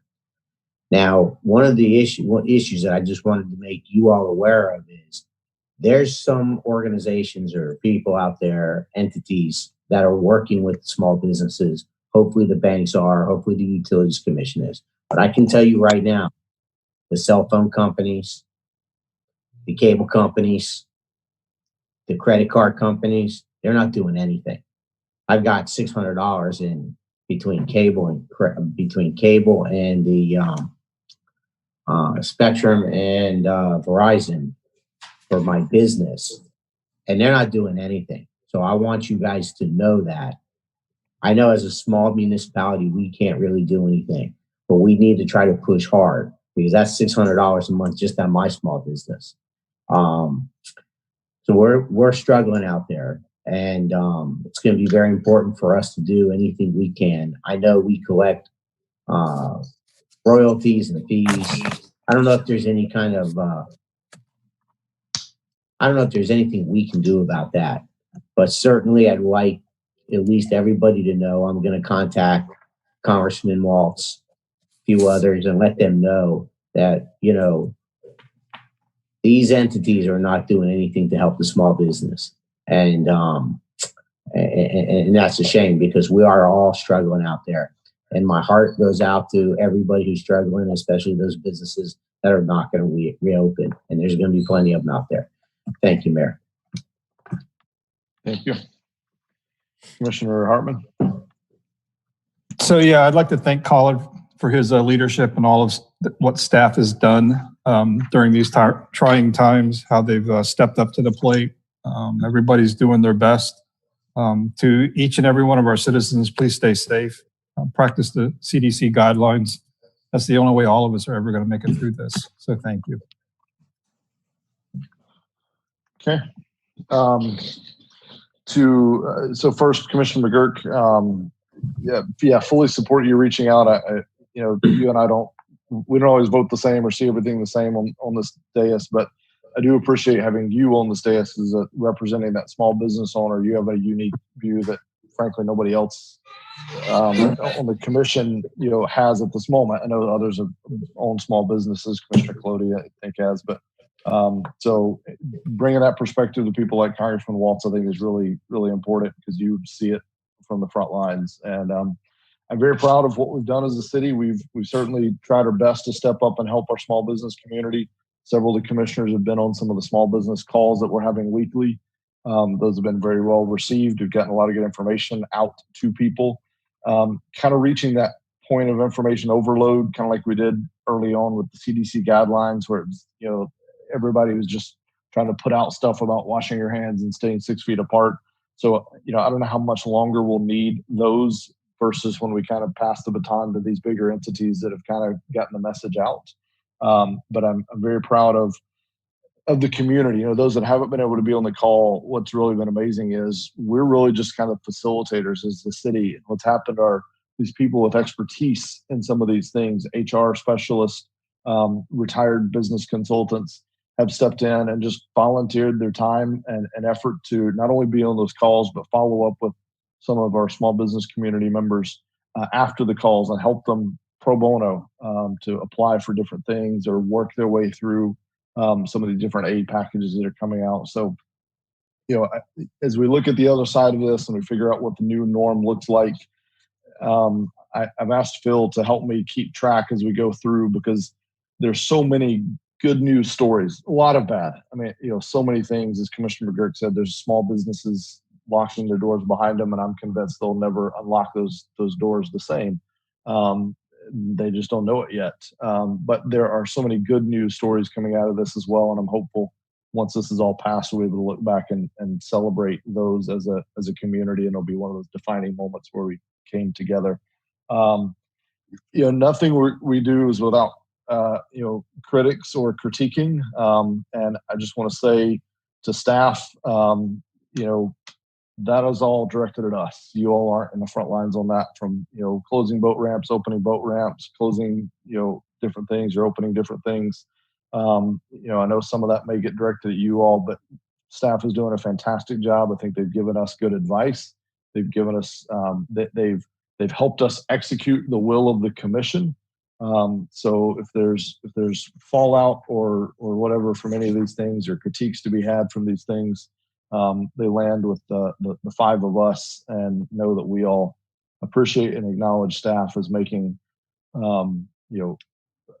tough choices as well, looking out for the good of themselves, the family, and our citizens also, but really doing a fantastic job. And so thank you all to staff and to everyone else. And thanks for this meeting. This was good. I think it was, I'm hopeful those of you that I know there were some folks that had worries about technical glitches and different things. And I hope that we prove that we can do this. I don't like it. I hope it's not the new norm. I don't think it can be the new norm. But it at least proves that we can do this. So in a pinch, we can, as long as we need to ride this out and follow CDC guidelines, we can do this. So, appreciate everyone's patience in making that happen, and especially Kelly, Carrie, but especially Thomas, and pulling all this together from an IT side to make this work, and worked fairly seamlessly. And wanted to mention earlier, but we did invite specifically the News Journal and gave them a login just in case there were any other technical glitches with the YouTube feed or anything else. We wanted to make sure that the media at least had access to exactly what we had. So that no can never be accused of operating in the dark. This meeting is also recorded, so it'll be posted later on YouTube if we had any issues. Although I think the stream is going okay, and of course there will always be meeting minutes, etc., as per normal. So, and with that, we have city manager report. Khaled, anything to add?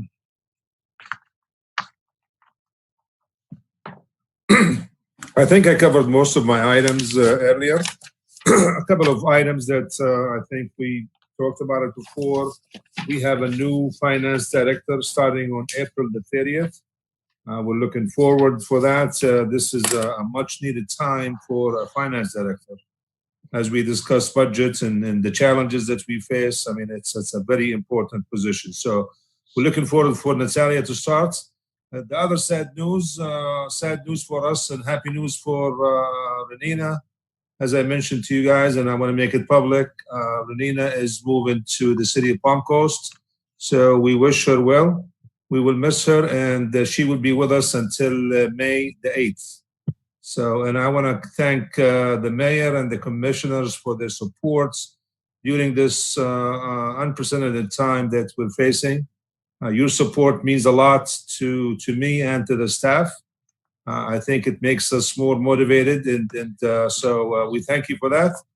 And also I want to thank Thomas and Kelly and Carrie for working on making this virtual meeting to happen. This is significant. This is the first meeting the city ever had virtual meeting. So this is history, by the way. So. And I just want to thank all the department heads and the staff. They have been working hard, and they have been cooperating and working some from home, and the shifts and all the stuff that they have to do. It's an unusual, and I really appreciate that. I appreciate their support. Thank you. Okay. Kelly, anything? I know city attorney has something, so everybody don't nobody leave yet. We got to clear one thing with Carrie. Kelly, anything? Yes. Two brief things for consensus by commission. One is the city attorney is bringing back a resolution on the 28th to approve or to consider the approval for virtual meetings for all public city boards. The charter review committee is on the 30th. So in order for me to advertise a week before that, can I just get a consensus that that's okay, knowing that that resolution is coming? And I've talked to everybody on the board. I'm seeing all head nods. Yep. Okay. And the second one is I advertised on our city clerk's page that the deadline to submit public comment was Monday at 8:30 a.m. There were 2 emails sent, one to city manager, one to city clerk regarding the boat ramp and the farmers market that were submitted after the deadline date. City commission consensus to include those in the public comment as part of the So record. My thought is we had a deadline. That's the deadline for public comment. So it'd be like if someone walked in the meeting after public participation was closed. Right. So I think we include what was in before the deadline. We get emails throughout the day, all day, every day. So those are still public record, and that someone could public records request them and see them. We read them and digest them, but I don't think we should set a precedent of accepting late public comments, just like we don't in a live meeting. So if anyone disagrees, speak now or forever hold your peace. Mr. Mayor? Yep. Would it be possible, if not too much of a load on Kelly, to have public comments provided by the morning of Tuesday before the meeting, early morning? Give a little more time, you mean, on the deadline? Just a little. I think for our convenience to make sure we had enough time to receive those comments. So Kelly, any concern with that? I have no concern with it. No, we tried to get that's fine. We tried to get the deadline to coincide with your briefings so that everybody had those on Monday. But if you want me to extend it to Tuesday, that's fine. As long as everybody checks their email and everybody's on the same page, then that's fine with the day of the meeting. I mean, to be honest with you, this was done for the commission more than us. Yeah. So this way we could discuss it during the briefing, and then you'll have enough time to read it, because some of you might not be able to read the emails, all the time. So, but for us, I mean, you could make it extended until the 5 minutes before the meeting. I mean, it's more of a you than us. Yeah. I want to have time to read them. So Tuesday morning would be fine. Commissioner Sachs, you're saying Tuesday at like 8:30? Sure. Just give another day. Sure. Just to give people a chance. Okay. Fine. And I agree with Khalid, but every now and then we get a late note of paper at our dais, and Yeah. Commission, any comments? I see Vice Mayor talking. I don't know if he's talking to us or Mr. Mayor. I forgot the button. I thought you might I have. prefer leaving it at 8:30 because I have a 9 o'clock commissioner review, and I would like to see him ahead of time. I know that during this meeting, I probably got 5 or 6 emails, and they're official, they're public records, so they're public record. I'd prefer to keep the order we have. I agree with the mayor. Okay. Randy, Jason, somebody's got to chime in to help break a tie here. Yeah, I don't think that the late one should be included because we did set a deadline, so we need to stick with that deadline. I don't have a problem with extending the time until Tuesday because something pops up. Khaled's always available for a question or something like that. So I don't have a problem with extending the deadline in the future, but for this meeting, I think we should keep the deadline that we'd already set. Yeah, this meeting, I think we're leaving it. The question is just extending the deadline to Tuesday. So Commissioner Sachs supports, Commissioner Hartman supports, Commissioner McGirt. Yeah, my agenda briefing is 11 o'clock, so that'll be something. On Monday, though, right? Oh, you're on Monday, though, right? Yeah, we're talking about taking the Tuesday, the deadline for public till Tuesday. So we could just get an email Tuesday about 9 o'clock with all the comments. I'm fine. But as Commissioner Hartman said, let's keep this one as advertised. Agreed. And we're keeping the one today as advertised. So the late ones won't be in the meeting minutes as public participation, but again, it's all public record. So, all right, Kelly, does that cover your items? One more, sorry. Okay. I just wanted to announce that we have the deployment of the new public records request software. It's on the city clerk's page. It's fully operational. We've had requests put in that way. There's links directing the public to that. And we started to delegate those to the different departments. It's running pretty smooth, and we're in the process right now setting up training with those departments. So just wanted to let you know. Awesome. Kelly, Okay. one day we're going to move your item to the very front instead of the very end of the meeting, so you can just brag about all the technological advancements you've made in the city clerk's department over the past little bit. You've done a fantastic job, so thank you. Oh, that's sweet. Thanks. City Attorney. Yes, so we have a participant on the call, Michael Schnappstalger, here on behalf of KWD 43. If you recall, back in June of 2019, there was a request for removal of historic trees for the development reserve at Lake Waterford. The property owner is KWD 43. The application was denied. They filed a petition for relief pursuant to Florida Statute 7051, which is known as the Florida Land Use and Environmental Dispute Resolution Act. We had mediation on September 10th, and we came to some sort of basic terms of the settlement agreement, which we brought to the City Commission that night, and you all approved. Since that time, we've been working out the fine details that accompany those high points. And in your agenda item, you have the full settlement agreement for your approval. The developer is currently in for review, so some of this is in progress. They're in for final subdivision, site plan, and final plat. I've heard there is some promising news. There may be another tree they can save that they didn't think they could originally, so that's nice to hear. And with that, if Mr. Schnappstalger wants to add anything, he is on the call. Go ahead, sir. Good evening, Mayor and Commissioners. Michael Schnappstalger with Cobb Cole, 149 South Ridgewood Avenue in Daytona Beach. Just want to thank your city manager, your city attorney, and your development services director for working with us to get to this point.